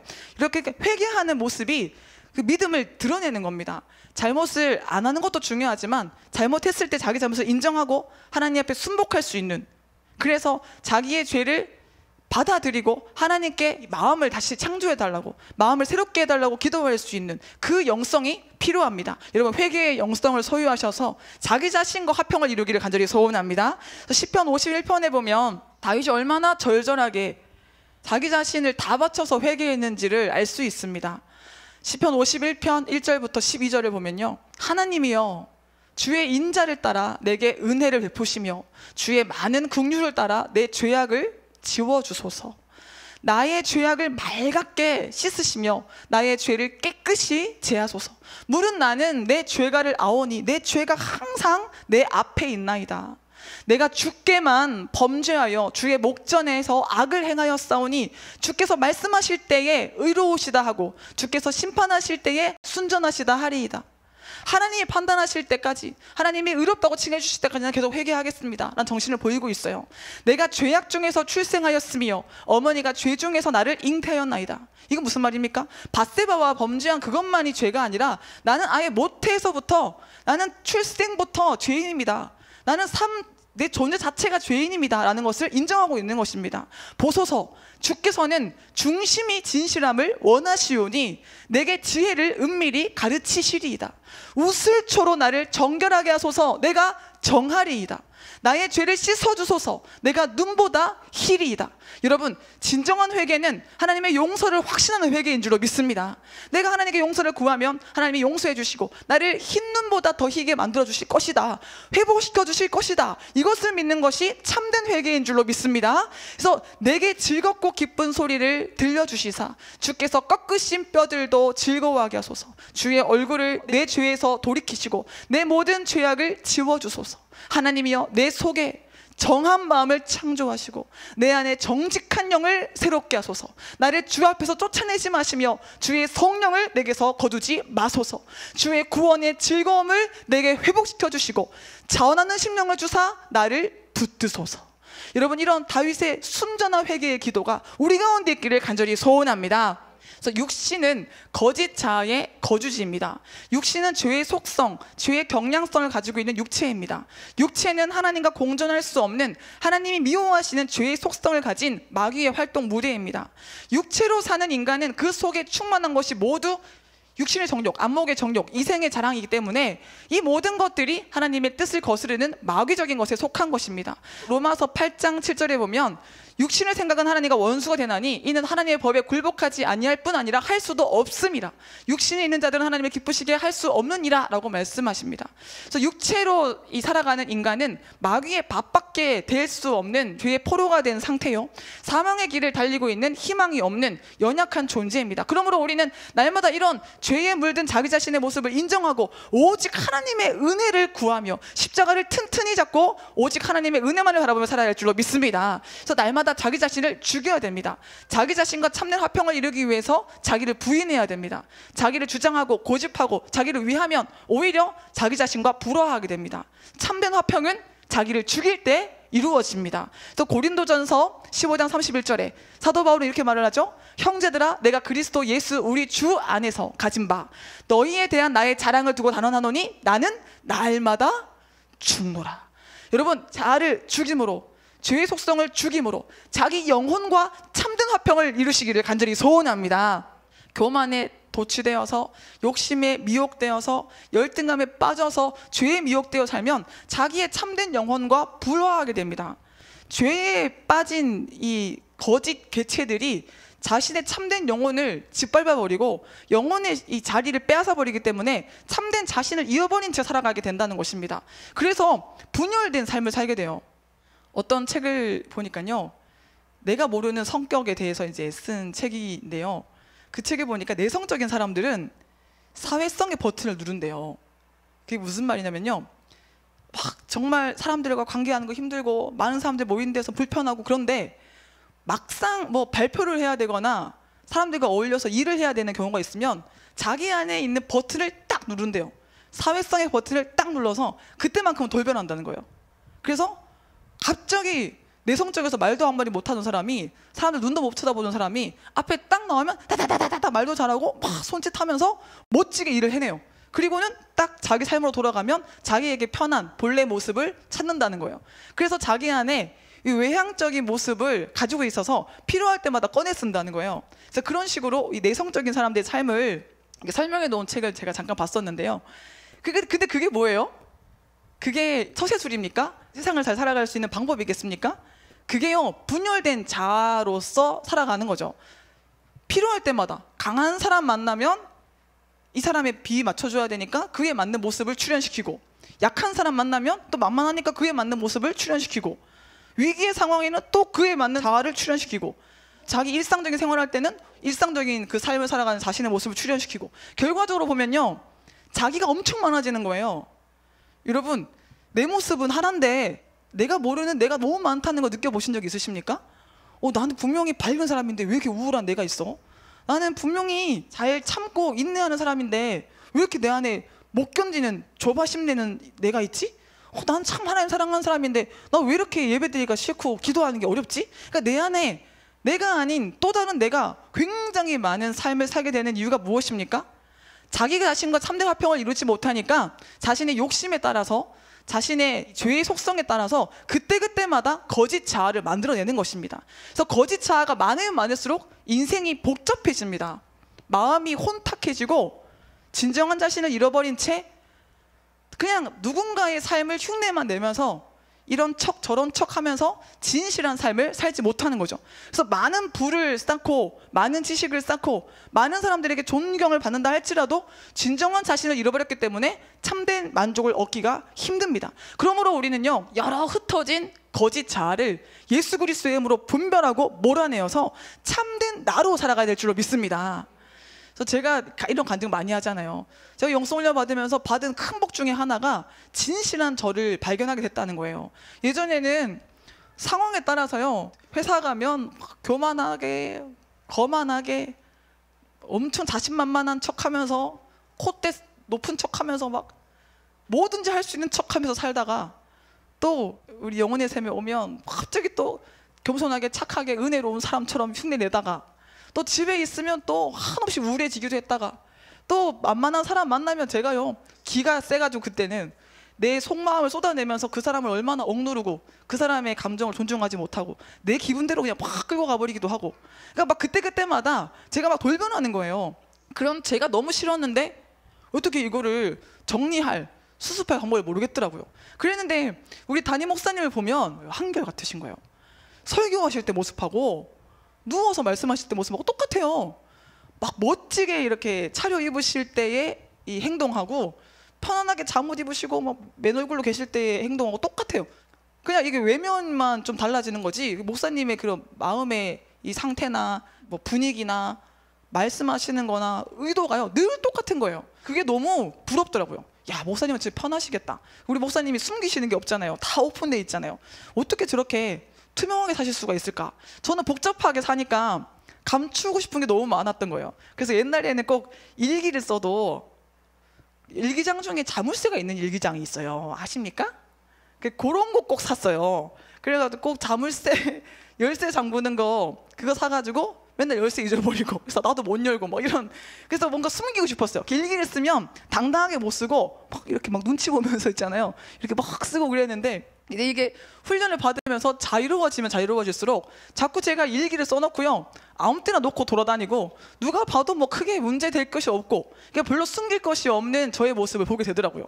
그래서 자꾸만 자신의 이 잃어버린 이 영혼을 찾아가면 찾아갈수록 삶이 단순해지고 심지가 굳건해지기 때문에 거짓 자아에 미혹되었을 때 그 느꼈던 산만함과 분주함과 공허함으로부터 해방된 삶을 살아갈 수가 있는 것입니다. 그래서요, 저는 영성 훈련을 받으면서 참 내가 부자가 됐다, 너무 행복하다, 너무 나는 은혜를 많이 받았다고 느끼는 게, 제 참된 영혼을 발견할 때 내가 정말 원하는 게 무엇인지, 내가 정말 어떤 이유로 창조되었는지를 확신하게 되는 순간 있잖아요. 아, 내가 이것을 위해서 태어났구나, 내가 이것을 해야 내 인생이 맞춰지겠구나, 내가 태어나는 목적은 이거구나라는 것을 느낄 때, 그때 저는요 막 이루 말할 수 없는 만족을 느끼거든요. 아, 이게 자기를 찾는 행복이구나 라는 것을 조금 경험하고 있는데요, 여러분, 모든 거짓 자아를 몰아내어서 참된 자신을 발견하고 하나님이 주신 행복으로 넘치는 기쁨으로 살아가기를 간절히 소원합니다. 두 번째로, 이웃과의 화평 속에 숨은 상처를 치료받아야 됩니다. 자기 자신과 참된 화평을 이루지 못하는 사람들은 일반적으로 이웃과도 참된 화평을 이루기가 힘듭니다. 이들은 자주 부딪히기 싫어서, 문제를 만들고 싶지 않아서 이웃과 거짓 화평을 이루며 살아갑니다. 또는 자기 안에 거짓 자아가 많으니까 사람들을 만날 때 진실한 자신을 못 보여주고, 이 사람한테는 이런 모습, 저 사람한테는 저런 모습, 가짜 자기를 보여주기 때문에 역시나 형식적인 화평만을 이루게 됩니다. 그래서 진리를 외면하고 사람들의 비비를 맞추며 살아가는 경우에 원활한 소통을 할 수가 없습니다.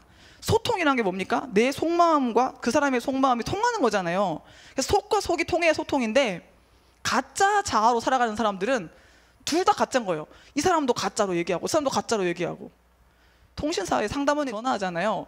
그러면 한동안 그 상담원 분들이 전화 끊을 때 사랑합니다 고객님 이렇게 인사를 해주더라고요. 그럴 때 제가 지금 당황스러워요. 언제 봤다고 사랑한대. 그러니까 어쨌든 사랑한다는 말은 참 좋은데, 정성을 다하겠습니다 여기까지 괜찮은데 사랑합니다 고객님 이럴 때 머쓱하거든요. 그리고는 끊어도 기분이 썩 좋지 않아요. 사랑한다는데 기분이 좋지 않은 이유는 뭘까요? 이게 속과 속이 통하는 게 아니라 형식과 형식이 만났기 때문에 그게 막 감동적이진 않잖아요. 혹시 뭐 상담원이 여러분에게 사랑합니다 했을 때 여러분 뭐 감동을 느끼거나 그러신 적이 있습니까? 보통은 그냥 형식으로 이해를 하잖아요.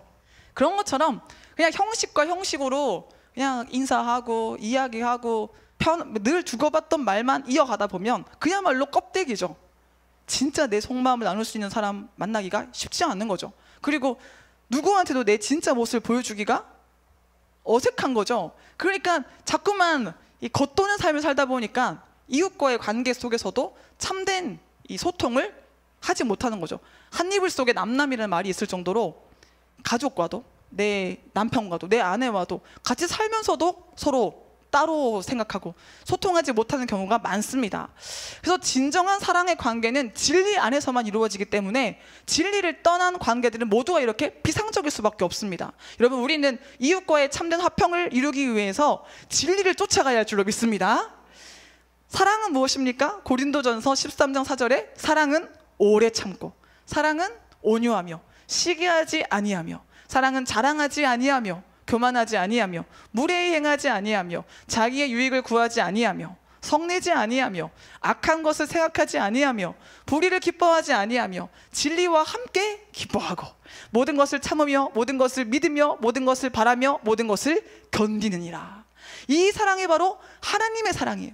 하나님의 사랑이 없이는 우리는 참된 화평을 이룰 수가 없습니다. 여러분, 우리 안에 있는 모든 죄의 경향성 예수 그리스도의 이름으로 몰아내고 하나님이 주시는 사랑으로 이웃과 참된 화평을 이루기를 간절히 소원합니다.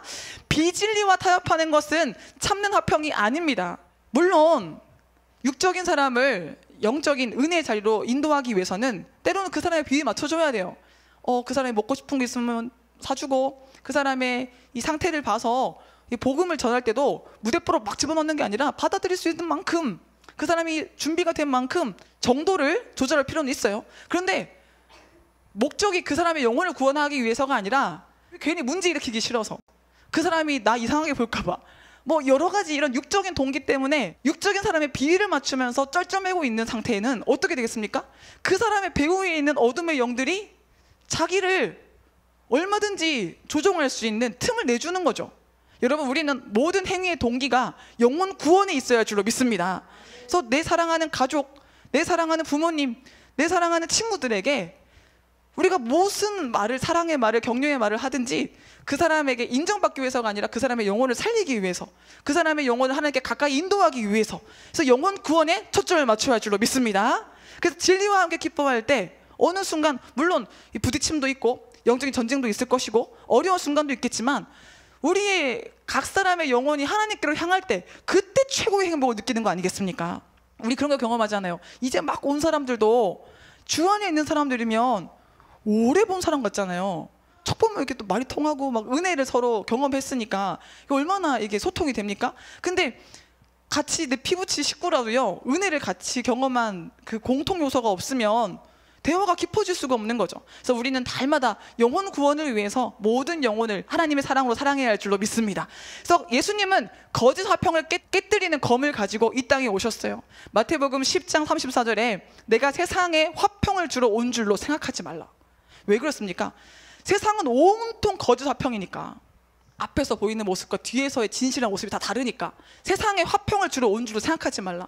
화평이 아니요 검을 주러 왔노라. 이 검은 무엇입니까? 거짓 화평을 깨뜨리는 검이에요. 내가 오는 것은 사람이 그 아버지와 딸이 어머니와 며느리가 시어머니와 불화하게 하려 함이니, 사람의 원수가 자기 집안 식구라. 아버지나 어머니를 나보다 더 사랑하는 자는 내게 합당하지 아니하고 아들이나 딸을 나보다 더 사랑하는 자도 내게 합당하지 아니하며 또 자기 십자가를 지고 나를 따르지 아니하는 자도 내게 합당하지 아니하니라. 자기 목숨을 얻는 자는 잃을 것이요 나를 위하여 자기 목숨을 잃는 자는 얻으리라. 여러분, 이 진리를 깨닫기를 간절히 소원합니다.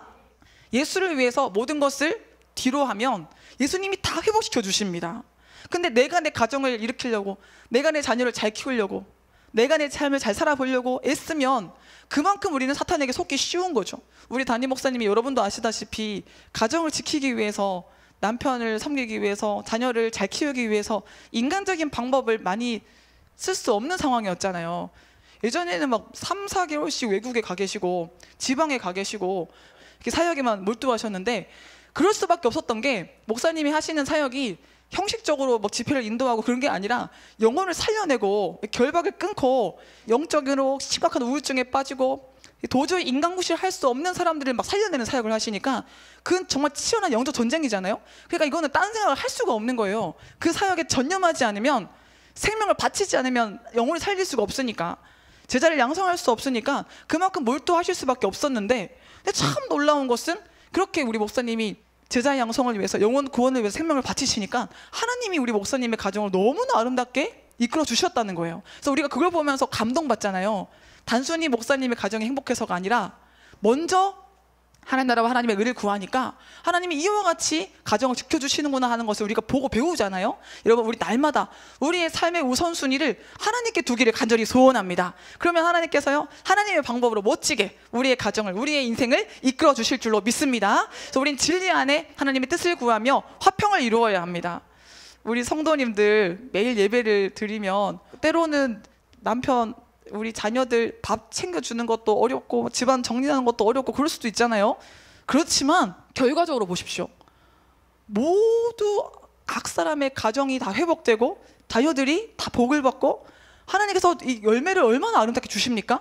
그러니까 순간순간의 어려움이 왜 없겠어요? 나 자신과의 싸움, 내가 깨닫지 못한 죄와의 이 싸움이 치열하기 때문에 순간순간은 어려움이 당연히 있어요. 그런데 최종적으로 조금만 지나보면 하나님께서 우리에게 얼마나 아름다운 열매를 주시는지를 우리가 목도할 수 있는 줄로 믿습니다. 여러분, 우리 더욱더 믿음을 굳건하게 하여서 먼저 하나님 나라를 구하며 참된 이웃과의 화평, 우리 가정 안에서의 화평, 내 동료들과 우리 형제 자매들과 참된 화평을 이루기를 간절히 소원합니다. 그래서 진리를 쫓아 참된 화평을 이루어야 됩니다. 빌립보서 2장 3절 말씀에 아무 일에든지 다툼이나 허영으로 하지 말고 오직 겸손한 마음으로 각각 자기보다 남을 낮게 여기고, 각각 자기 일을 돌볼 뿐만 아니라 또한 각각 다른 사람들의 일을 돌보아 나의 기쁨을 충만하게 하라. 또 로마서 12장 18절에 보면 할 수 있거든 너희로서는 모든 사람과 더불어 화목하라. 내 사랑하는 자들아, 너희가 친히 원수를 갚지 말고 하나님의 진노하심에 맡기라. 기록되었으되 원수 갚는 것이 내게 있으니 내가 갚으리라고 주께서 말씀하시니라. 원수가 줄이거든 먹이고 목마르거든 마시게 하라. 그리함으로 네가 숯불을 그 머리에 쌓아 놓으리라. 악에게 지지 말고 선으로 악을 이기라. 여러분, 화평으로 악을 이기는 삶을 살기를 소원합니다. 하나님의 자녀는 예수님처럼 평화를 사랑하고 평화를 만드는 사람이죠. 평화가 이루어지는 곳이 곧 하나님의 나라입니다. 주님은 갈라지고 모든 갈등하는 사람들을 온전히 하나가 되게 하기 위해서 오셨습니다. 우리도 이 일을 이루기 위해서 힘써야 합니다. 예수님은 예물을 드리는 것보다 더 중요한 것이 화목이라고 말씀하셨어요. 마태복음 5장 23절에 그러므로 예물을 제단에 드리려거든 거기서 내 형제에게 원망을 들을 만한 일이 생각나거든 예물을 제단 앞에 두고 먼저 가서 형제와 화목하고 그 후에 와서 예물을 드리라. 여기서 보면 재밌는 게 예물을 가지고 가서 형제와 화목하지 말고 예물을 일단 제단 앞에 두고 가래요. 왜 그렇겠어요? 사람의 마음이 변덕스러우니까 일단 예물은 제단 앞에 두고 가서 화목하고 오래요. 하나님의 깊은 의도를 알 수 있어요. 특별히 우리는 용서하며 화평을 이루는 삶을 살아야 됩니다. 화평을 위해서 용서는 반드시 따라와야 되는 거죠. 로마의 철학자 세네카가 이런 말을 했어요. 남을 너그럽게 용서해 주는 것이 곧 화평이다. 용서는 화평의 모체와 같고 화평의 뿌리와 같습니다. 용서가 없는 곳에는 화평이 있을 수 없습니다.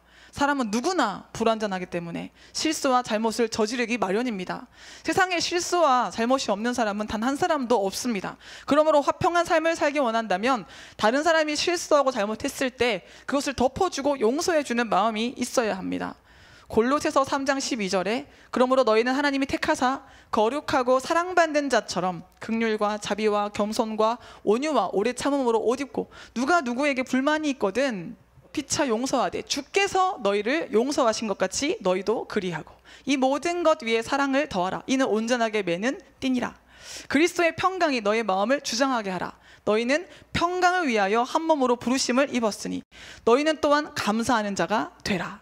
우리는 사랑받은 대로 사랑하고 살아야 될 줄로 믿습니다. 용서 받은 대로 용서하고 살고 은혜 받은 대로 은혜 베풀며 살고 사실 우리가 받은 사랑이 얼마나 커요. 받은 용서가 얼마나 놀라운 것입니까? 여러분, 우리 받은 사랑과 용서를 기억하면서 나눠주고 베풀며 살아가기를 소원합니다. 세 번째로 하나님과의 화평 속에 숨은 상처를 치료받아야 돼요. 하나님과의 참된 화평은 영과 진리의 예배 생활로 나타납니다. 하나님이 우리를 창조하신 목적 자체가 하나님을 예배하는 겁니다. 그래서 우리는 뭘 하기 위해서 예배하는 게 아니라 천만 맨날 그렇게 예배할 게 뭐가 맨날 이건 예배가 인생의 목적이 아니라는 거잖아요. 우리는 인생 목적 자체를 예배에 둬야 돼요. 로마서 12장 1절 말씀에 그러므로 형제들아 내가 하나님의 모든 자비하심으로 너희를 권하노니 너희 몸을 하나님이 기뻐하시는 거룩한 산 제물로 드리라. 이는 너희가 드릴 영적 예배니라. 우리 영적인 예배를 드리며 살기를 소원합니다. 요한복음 4장 23절에 아버지께 참되게 예배하는 자들은 영과 진리로 예배할 때가 오나니 곧 이때라. 아버지께서는 자기에게 이렇게 예배하는 자들을 찾으시느니라. 하나님은 영이시니 예배하는 자가 영과 진리로 예배할지니라. 하나님은 예배하는 자를 찾으십니다. 다시 말해서 하나님은 예배하는 자를 만나주시고 예배하는 자를 축복해 주시고 그의 삶을 경통하게 하십니다. 여러분, 예배의 축복을 놓치지 마시기를 소원합니다. 참 우리 이 시대가 이 코로나19로 인해서 예배를 위협받는 예배에 상당한 지장을 우리가 받고는 있지만 그럼에도 불구하고 이 마음의 중심이 중요하기 때문에 예배를 사모하는 여러분의 마음이 더 뜨거워지기를 소원합니다. 그러니까 예배 못 드릴 위기가 오니까 얼마나 또 예배가 더 귀합니까? 그래서 여러분 예배의 축복을 놓치지 마시고 예배를 통해서 날마다 하나님의 능력을 경험하시기를 소원합니다. 그런데요, 하나님과의 이 화평 가운데 상처가 숨어있는 사람은 하나님께 예배를 드리지만 육적인 예배를 드리게 돼요. 영으로 진리로 예배를 드리는 것이 아니라 온전한 예배를 드릴 수가 없는 겁니다. 이사야 1장에 보면 육적인 예배에 대한 하나님의 분노가, 하나님의 진노가 잘 나타나고 있는데요. 이사야 1장 11절에 보면 여호와께서 말씀하시되 너희의 무수한 재물이 내게 무엇이 유익하뇨? 나는 수량의 번제와 살찐 짐승의 기름에 배불렀고 나는 송아지와 어린 양이나 순 염소의 피를 기뻐하지 아니하노니 너희가 내 앞에 보이려 오니 이것을 누가 너희에게 요구하였느냐? 내 마당만 밟을 뿐이니라. 헛된 재물을 다시는 가져오지 말라. 분향은 내가 가증히 여기는 바요 월삭과 안식일과 대회로 모이는 것도 그러하니 성회와 아울러 악을 행하는 것을 내가 견디지 못하겠노라. 내 마음이 너희의 월삭과 정한 절기를 싫어하나니 그것이 내게 무거운 짐이라. 내가 지기에 곤비하였느니라. 하나님이요, 이스라엘 백성들의 이 수많은 막 월삭과 절기의 그 많은 예배가 지기에 곤비할 만큼, 피곤할 만큼 싫으시대요. 예배가 싫으시대요. 왜 그렇습니까? 그 예배가 영적인 예배가 아니고 진리를 따르는 예배가 아니고 육적인 예배였기 때문입니다. 하나님이 진노하시는, 하나님이 싫어하시는 예배는 자기 공로를 앞세우는 예배예요. 여러분, 우리가 예배할 수 있는 이유는 나의 잘남이 아니라 예수 그리스도의 십자가 은혜가 있기 때문인 줄로 믿습니다. 내가 헌금 많이 했으니까, 내가 기도 많이 했으니까, 내가 잘 살았으니까가 아니라 나는 죄인이지만 이런 나를 사랑해 주신 하나님의 은혜 때문에 우린 예배할 수 있는 줄로 믿습니다. 근데 자기를 의시되고 자기를 높이는 그런 예배를 하나님이 싫어하신다는 겁니다. 또 형식만 앞세우는, 마음은 없는 예배 하나님이 싫어하십니다. 우리 그렇잖아요. 우리도 선물을 받아도 그 속에 사람의 마음이 없으면 그 선물이 기쁘지 않잖아요. 그런 것처럼 하나님 마음이 없는 예배 싫어하십니다. 또 예배에 깊이 들어오는 게 아니라 자기 편한 자리에 살짝 앉았다가 그냥 예배 드렸다는 표만 내고 마당만 살짝 받고 떠나가는 그 예배 하나님이 싫어하십니다. 삶과 동떨어진 예배 싫어하십니다. 예배가 삶이 되고 삶이 예배가 돼야 되는데 예배가 삶으로 전혀 이어지지 않고 삶으로 이어지지 않는 예배에 대해서 탄식하는 마음도 없다면 하나님은 그 동떨어진 삶과 다른 예배에 실망하시고 그 예배를 받지 않으십니다. 영적인 예배는 무엇이겠습니까? 오직 성령만을 의지하는, 오직 십자가만을 의지한 예배가 하나님이 기뻐하시는 예배인 줄로 믿습니다. 또 마음을 드리는 예배, 주님과 하나 되는 예배, 예배를 드리면 드릴수록 나는 없어지고 예수 그리스도만 나타나는, 성령의 뜻만 강하게 나타나는 그 예배가 참된 예배인 줄로 믿습니다. 삶이 곧 예배가 되는, 말씀 들은 대로 사라지는 예배가 하나님이 기뻐하시는 예배인 줄로 믿습니다. 여러분, 이 시간 여러분 모두가 자기 자신과의 화평 안에, 이웃과의 관계 안에, 하나님과의 관계 안에 숨은 상처를 다 드러내시고 참된 화평을 누리시기를 간절히 소원합니다. 이를 위해서 오늘 본문은요, 징계도 달게 받을 수 있어야 함을 가르쳐주고 있습니다. 모든 사람과 더불어서 화평함과 거룩함을 쫓으라고 하셨는데 그 앞서서 설명하시는 것이 뭐냐면 징계예요. 그러니까 영적인 성숙함을 겸비하기 위해서는 징계를 받아야 한다는 것입니다. 오늘 본문 11절에 보면 무릇 징계가 당시에는 즐거워 보이지 않고 슬퍼 보이나 후에 그로 말미암아 연단받은 자들은 의와 평강의 열매를 맺느니라. 그러므로 피곤한 손과 연약한 무릎을 일으켜 세우고 너희 발을 위하여 곧은 길을 만들어 저는 다리로 하여금 어그러지지 않고 고침을 받게 하라. 모든 사람과 더불어 화평함과 거룩함을 따르라. 이것이 없이는 아무도 주를 보지 못하리라. 그러니까 모든 사람과 더불어서 화평함과 거룩함을 따르려면 반드시 징계를 받아야 한다는 겁니다. 근데 이 징계는 우리가 일반적으로 생각하는 벌 받는 것, 저주 받는 것, 그런 차원이 아닙니다. 오늘 본문에서 말하는 징계는 영어로 번역하자면 디서플린이에요. 예수님의 제자가 영어로 디사이플이죠. 그러니까 디서플린, 훈련시키다라는 의미예요. 그래서 오늘 본문의 이 징계는 처벌적인 의미가 아니라 훈련적인 의미입니다. 그러니까 훈련을 받아야 우리는 모든 사람과 더불어서 거룩함과 화평함을 이룰 수가 있습니다. 천성적으로요, 우리는 모든 사람과 더불어 화평함을 이룰 수가 없는 사람들이에요. 갓난 애기들 보면 그냥 여실히 알 수 있지 않습니까? 우리 지원이를 보니까요, 이 애기들은 다 그런 것 같아요. 자기를 편하게 해주고 자기가 요구하는 대로 딱딱 응해주는 1순위 있는 사람을 딱 꽂아요. 그리고 자기 마음속에 1순위, 2순위, 3순위, 4순위가 있어요. 그래가지고 지금 자기 옆에 그 1순위가 옆에 있잖아요. 그럼 아무도 눈에 안 보여. 그 1순위만 찾아요. 우리 지원이 같은 경우에는 그 1순위가 아빠거든요. 그래서 아빠만 그렇게 찾습니다. 막 아빠. 근데 그 아빠가 없잖아요. 그러면 그 우리 지원이의 마음속에 2순위로 있었던 제가 1순위로 올라와요. 그러면서 제가 대구에 같이 데리고 왔거든요. 이거 얼마나 엄마 그러면서 엄마 껌딱지 대가 돼가지고 얼마나 엄마를 찾는지. 근데 또 제가 없잖아요. 자기 마음속 깊은 곳에 있었던 3순위가 또 다시 1순위로 올라와요. 그러니까 자기가 보기에 자기를 지켜줄 수 있을 것 같은, 자기를 편하게 해주는 그 사람한테만 딱 꽂히는 거지 모든 사람한테 화평을 이루지는 못하는 거죠. 그러니까 자기가 원하는 사람 아니면요, 눈글도 안 주잖아요. 애들 보면 아무리 막 사탕 준다 그러고 얼르고 달래고 칭찬하고 해도 막 눈길도 안 주는 경우가 많습니다. 그래서 막 고개 돌리고 막 오히려 귀찮아하고, 그 애들을 보면요 다 이기적인 자기 동기에 의해서 자기가 취사 선택하는 것을 볼 수가 있는데, 이게 성장하면요 아주 고도의 표현으로 바뀌어져 가지고 다 이게 보면서요 내 마음에 맞는 사람, 불편한 사람, 내가 좋아하는 사람, 내가 싫어하는 사람 다 나뉘어가지고 속에서 얼마나 사람들의 차별 대우하는 경우가 많습니까? 이거 솔직히 그렇지 않습니까? 타고난 우리의 마음이 모든 사람을 향해서 사랑하는 마음, 존중하는 마음, 귀히 여기는 마음이 있으면 얼마나 좋겠습니까? 근데 타고난 우리의 마음은 그렇지 않은 거예요. 딱 봐서 내 중심으로 이 사람은 좋고 이 사람은 싫고, 이 사람은 마음에 들고 이 사람 마음에 안 들고, 이 사람 내 취향이고 내 취향 아니고, 이 사람 상대하기 어렵고, 이런 게 딱딱 나뉘어지잖아요. 영성의 훈련을 받으면 이 모났던 마음이 깎여지면서 다듬어지면서 둥글둥글한 원이 되어서 모든 사람과 어울려서 거룩함과 화평함을 이룰 수 있다는 것입니다. 여러분, 이를 위한 훈련을 달게 받는 우리 모두가 되기를 소원합니다. 디모데전서 4장 6절 말씀에 네가 이것으로 형제를 깨우치면 그리스도 예수의 좋은 일꾼이 되어 믿음의 말씀과 네가 따르는 좋은 교훈으로 양육을 받으리라. 망령되고 허탄한 신화를 버리고 경건에 이르도록 내 자신을 연단하라. 육체의 연단은 약간의 유익이 있으나 경건은 범사에 유익하니 금생과 내생의 약속이 있느니라. mit보다 이 말이요 모든 사람이 받을만 하도다. 여러분, 영성훈련은 모든 사람이 받아야 하는 것입니다. 이것을 깨닫기까지는 사실 좀 시간이 걸리는 거죠. 백성교회 있기 전에 영혼의 샘 세계선교센터인데요, 영혼의 샘 세계선교센터에서 많은 분들이 훈련을 받고 주의 종으로 세워지고 많은 영혼을 살리는 이런 사역을 하시는데, 근데 다 하나같이 하시는 말씀이 난 훈련 받으러 온 건 아니에요, 처음에 훈련 받으러 온 건 아니었어요, 이런 말씀을 많이 하세요. 저도 역시 제가 막 눈 뜨고 막 귀신 보이고 막 영적 등이 너무 심하니까 살려고 온 거죠.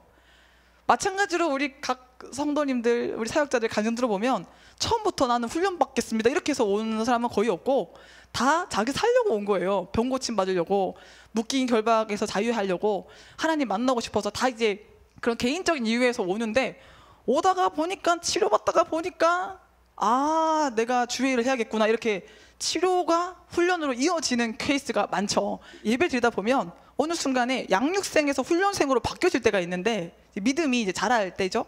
근데 그때 자기가 훈련받아야 된다는 걸 빨리 인정하는 사람이 있고 훈련받기를 거부하는 사람들이 있어요. 이게 여기서 이제 고수와 하수가 드러나는 거예요. 성장한 사람들은 자기가 훈련받아야 되는 사람인 걸 아는 거예요. 그래서 훈련받는 걸 이상하게 생각 안 해요. 자기 죄가 드러나고 때로는 부끄러운 자신 모습이 이게 들추어져서 고쳐야 되는, 다듬어져야 되는 그 상황을 이상하게 생각 안 해요. 당연하게 받아들입니다. 아 그래, 나는 죄인이니까 하나님이 나를 고쳐주셔야지, 그래 난 환자니까 내가 이렇게 치료를 받고 내가 연단을 받아야지 인정하는데, 아직 이제 영적인 세계에 눈이 들뜨인 사람들은 내가 왜 이렇게 훈련받아야 돼? 내가 왜 꾸중을 들어야 돼? 내가 왜 연단받아야 돼? 나는 훈련받으러 온 거 아니거든? 난 치료받으러 왔거든? 난 예배드리러 왔거든? 그러면서 성도에게 당연히 있어야 하는 것이 훈련이라는 것을 인정하지 못합니다. 그래서 사실 많은 그리스도인들이 그렇잖아요. 훈련이라는 단어를 붙이면 사람들이 어색해 하잖아요. 그냥 기도원 이러면 아무나 가서 기도하는 거 싶은데, 훈련 그러면은 훈련은 목회하는 사람만 받아야 될 것 같고, 뭐 어디 선교 나갈 사람만 받아야 될 거고 그렇잖아요. 근데 사실 성경적인 의미에서는 모든 사람들이 경건의 훈련을 받아야 한다는 것입니다.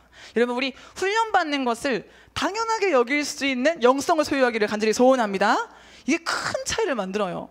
그래서 하나님이 우리를 온전하게 만들기 위해서 여러 가지 시험을 주실 때가 있는데, 훈련을 당연하게 여기는 사람은 여러 가지 시험을 당해도 이상하게 여기지 않고, 불시험을 당해도 이상하게 여기지 않고 온전히 기뻐할 수 있어요. 아, 하나님이 이 모가 난 나를 다듬으시려고, 하나님이 내 부족한 부분 메꿔주시려고 이런 과정을 허락하셨구나, 그 연단을 감사하게 받아들입니다. 그런데 이것을 이해하지 못하는 사람은 내가 이렇게 예배 드리는데 어떻게 시험이 올 수 있어? 내가 이렇게 하나님 앞에 예물 드리고 기도하고 내가 잘 섬기는데 내가 어떻게 이런 환난을 당할 수 있어? 그래서 그 환난에 낙심하는 경우가 생기는 거예요. 여러분, 우리는 하나님이 주시는 연단에 낙심하는 것이 아니라 하나님이 주시는 그 훈련의 의도를 깨닫고 모든 훈련을 달게 받을 수 있는 우리가 되기를 간절히 소원합니다. 훈련 받아야 된다는 것을 아는 것이 성숙한 거죠. 애기들은 자기들 발로 아프다고 병원 안 가잖아요. 근데 어른들은 자기 발로 갑니다. 왜? 지금 안 고치면 나중에 큰 돈 들잖아요. 지금 안 고치면 나중에 큰 고생하잖아요. 그러니까 아플 때 빨리빨리 병원 갑니다. 어른들은 자기가 공부하러 학교 갑니다. 근데 애들은 등 떠밀어야 학교를 가죠. 필요성을 모르는 게 성숙함의 차이로 나타나는 거죠. 연단의 이 훈련의 필요성을 안다는 건 그만큼 성숙했다는 증거인 거죠. 그래서 여러분, 훈련의 필요를 알면 우리가 무슨 일을 당해도 좌절하거나 낙심하거나 실망하지 않아요.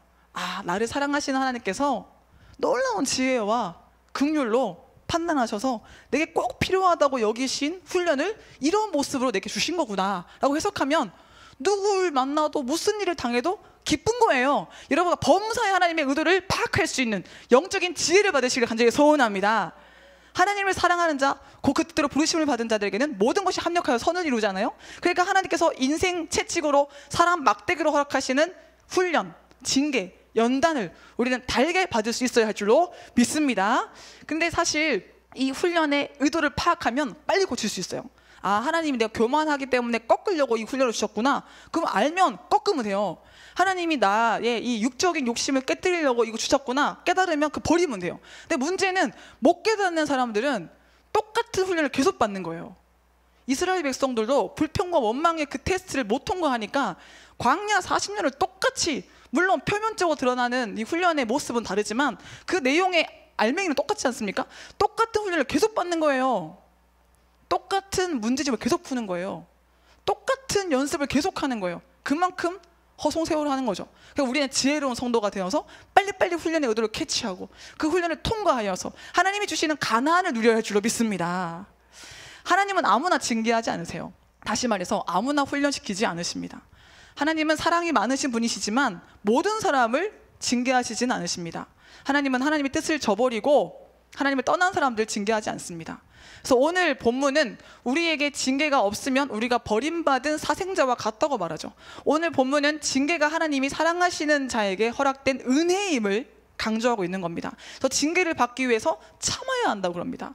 히브리서 12장 6절 말씀에 오늘 본문 앞절에 보면요, 주께서 그 사랑하시는 자를 징계하시고, 이 징계는 사랑하시는 자에게 주시는 겁니다. 받아들이시는 아들마다 채찍질 하심이라 하였으니 너희가 참음은 징계를 받기 위함이라. 하나님이 아들과 같이 너희를 대우하시나니 어찌 아버지가 징계하지 않는 아들이 있으리요. 징계는 다 받는 것이거늘 너희에게 없으면 사생자요 친아들이 아니니라. 여러분, 징계 안 하고 클 수 있는 아들이 있겠습니까? 그런 자녀가 있겠습니까? 가만히 내버려두면 다 애기들은 이기적으로 행동하고 감사할 줄 모르고 이 본성을 따라서 악한 길로 하기 쉬운 거예요. 그러니까 다 징계가 훈련이 필요합니다.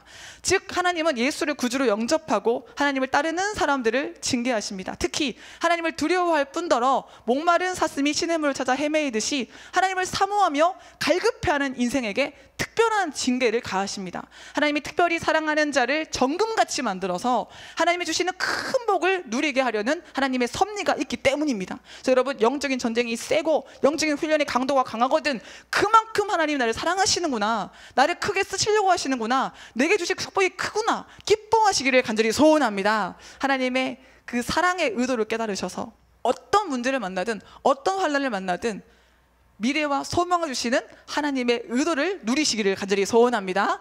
그러므로 우리가 하나님을 찾고 찾을수록, 하나님의 말씀을 귀히 여길수록, 천국을 소망할수록 하나님의 징계가 더 큰 강도로 우리에게 주어질 수도 있습니다. 우리 담임 목사님도 아무나 세게 훈련시키지 않잖아요.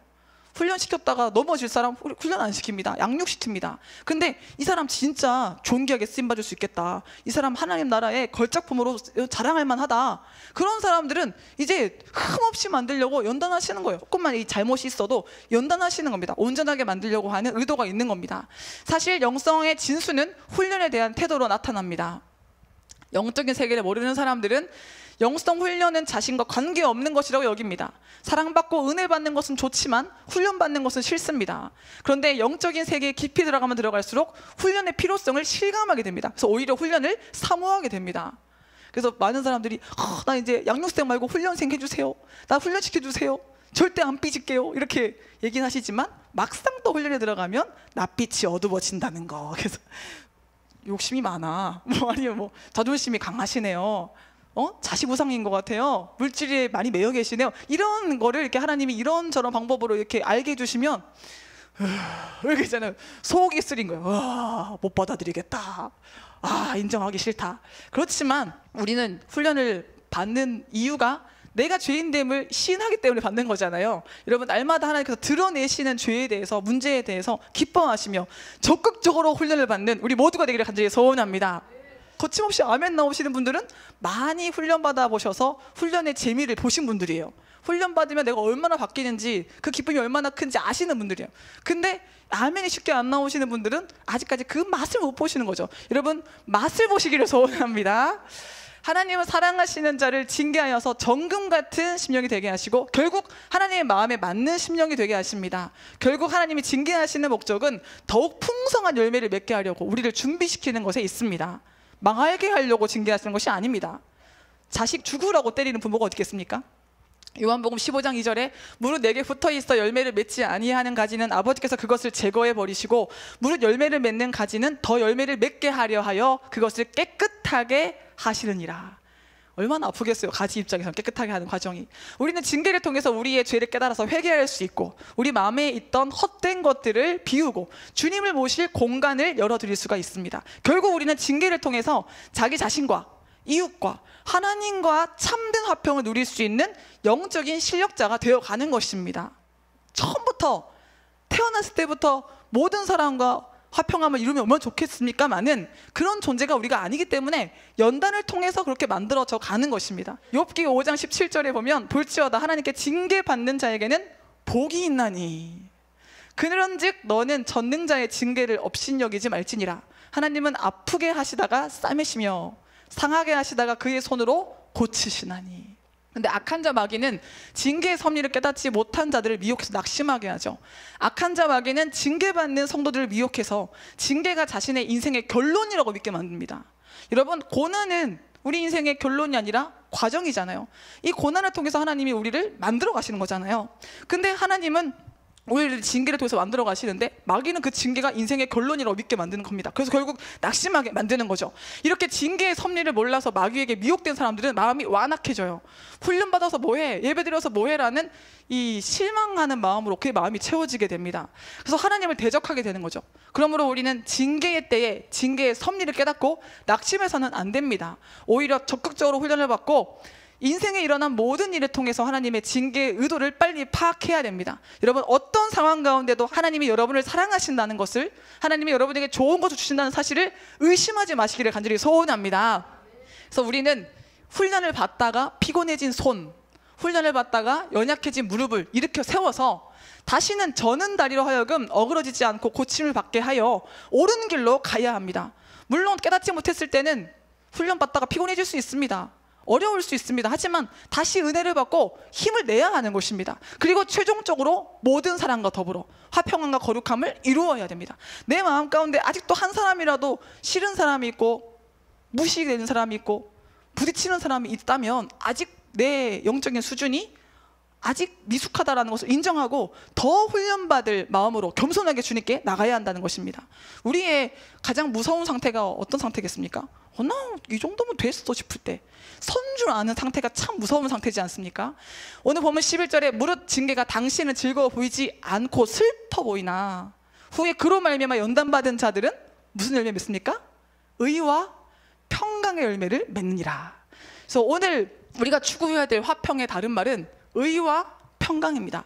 의가 빠진 화평은 화평이 아니고 평강에 빠진 화평도 화평이 아닙니다. 그래서 우리는 의와 평강의 열매를 징계를 통해서 맺음으로 모든 사람과 더불어 화평함을 이루어야 됩니다. 이제 말씀을 마치겠습니다.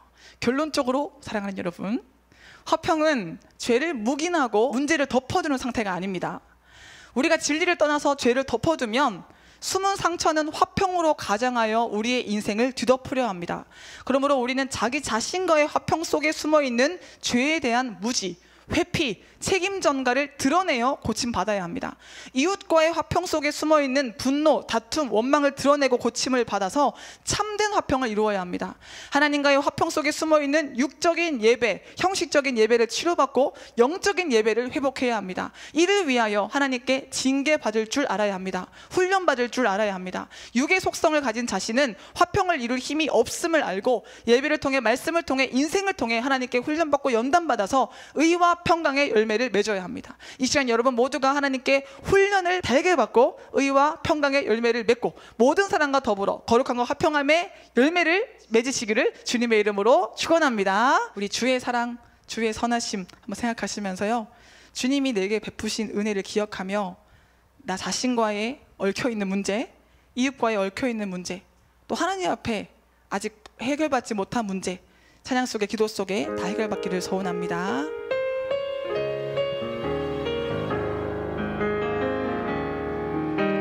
주의 사랑을, 주의 선하심을,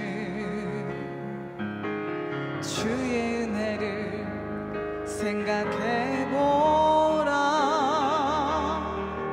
하늘보다도 더 높으신 아버지의 사랑 크고 놀랍네. 아버지 사랑 크고 놀랍네. 주의 사랑을, 주의 선하심을, 주의 사랑을, 주의 선하심을, 주의 은혜를 생각해보라. 하늘보다도 더 높으신 아버지의 사랑 크고 놀랍네. 아버지 사랑 크고 놀랍네. 내 어찌 그 사랑, 내 어찌 그 사랑 주리. 내 어찌 주의 긍휼 주리. 내 영혼의 모든 소원 만족시킨 하나님. 주의 사랑을, 주의 선하심을, 주의 은혜를 생각해보라. 하늘보다도 더 높으신 아버지의 사랑 크고 놀랍네. 아버지 사랑 크고 놀랍네. 나 길을 잃고 헤맬 그때에, 나 길을 잃고 헤맬 때 그 사랑 날 찾아 내셨네. 내 영혼의 모든 소원 만족시킨 하나님. 그분의 사랑, 주의 사랑을, 주의 선하심을, 주의 은혜를 생각해보라. 하늘보다도 더 높으신 아버지의 사랑 크고 놀랍네.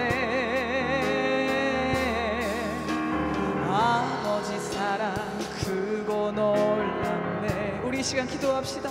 우리 안에 덮어둔 모든 문제를 꺼내어 자기 자신과의 참된 화평을 이루기 위해서, 이웃과의 화평을 위해, 하나님과의 화평을 위해 우리 훈련을 달게 받을 마음을 달라고 우리 이 시간 뜨겁게 기도하겠습니다.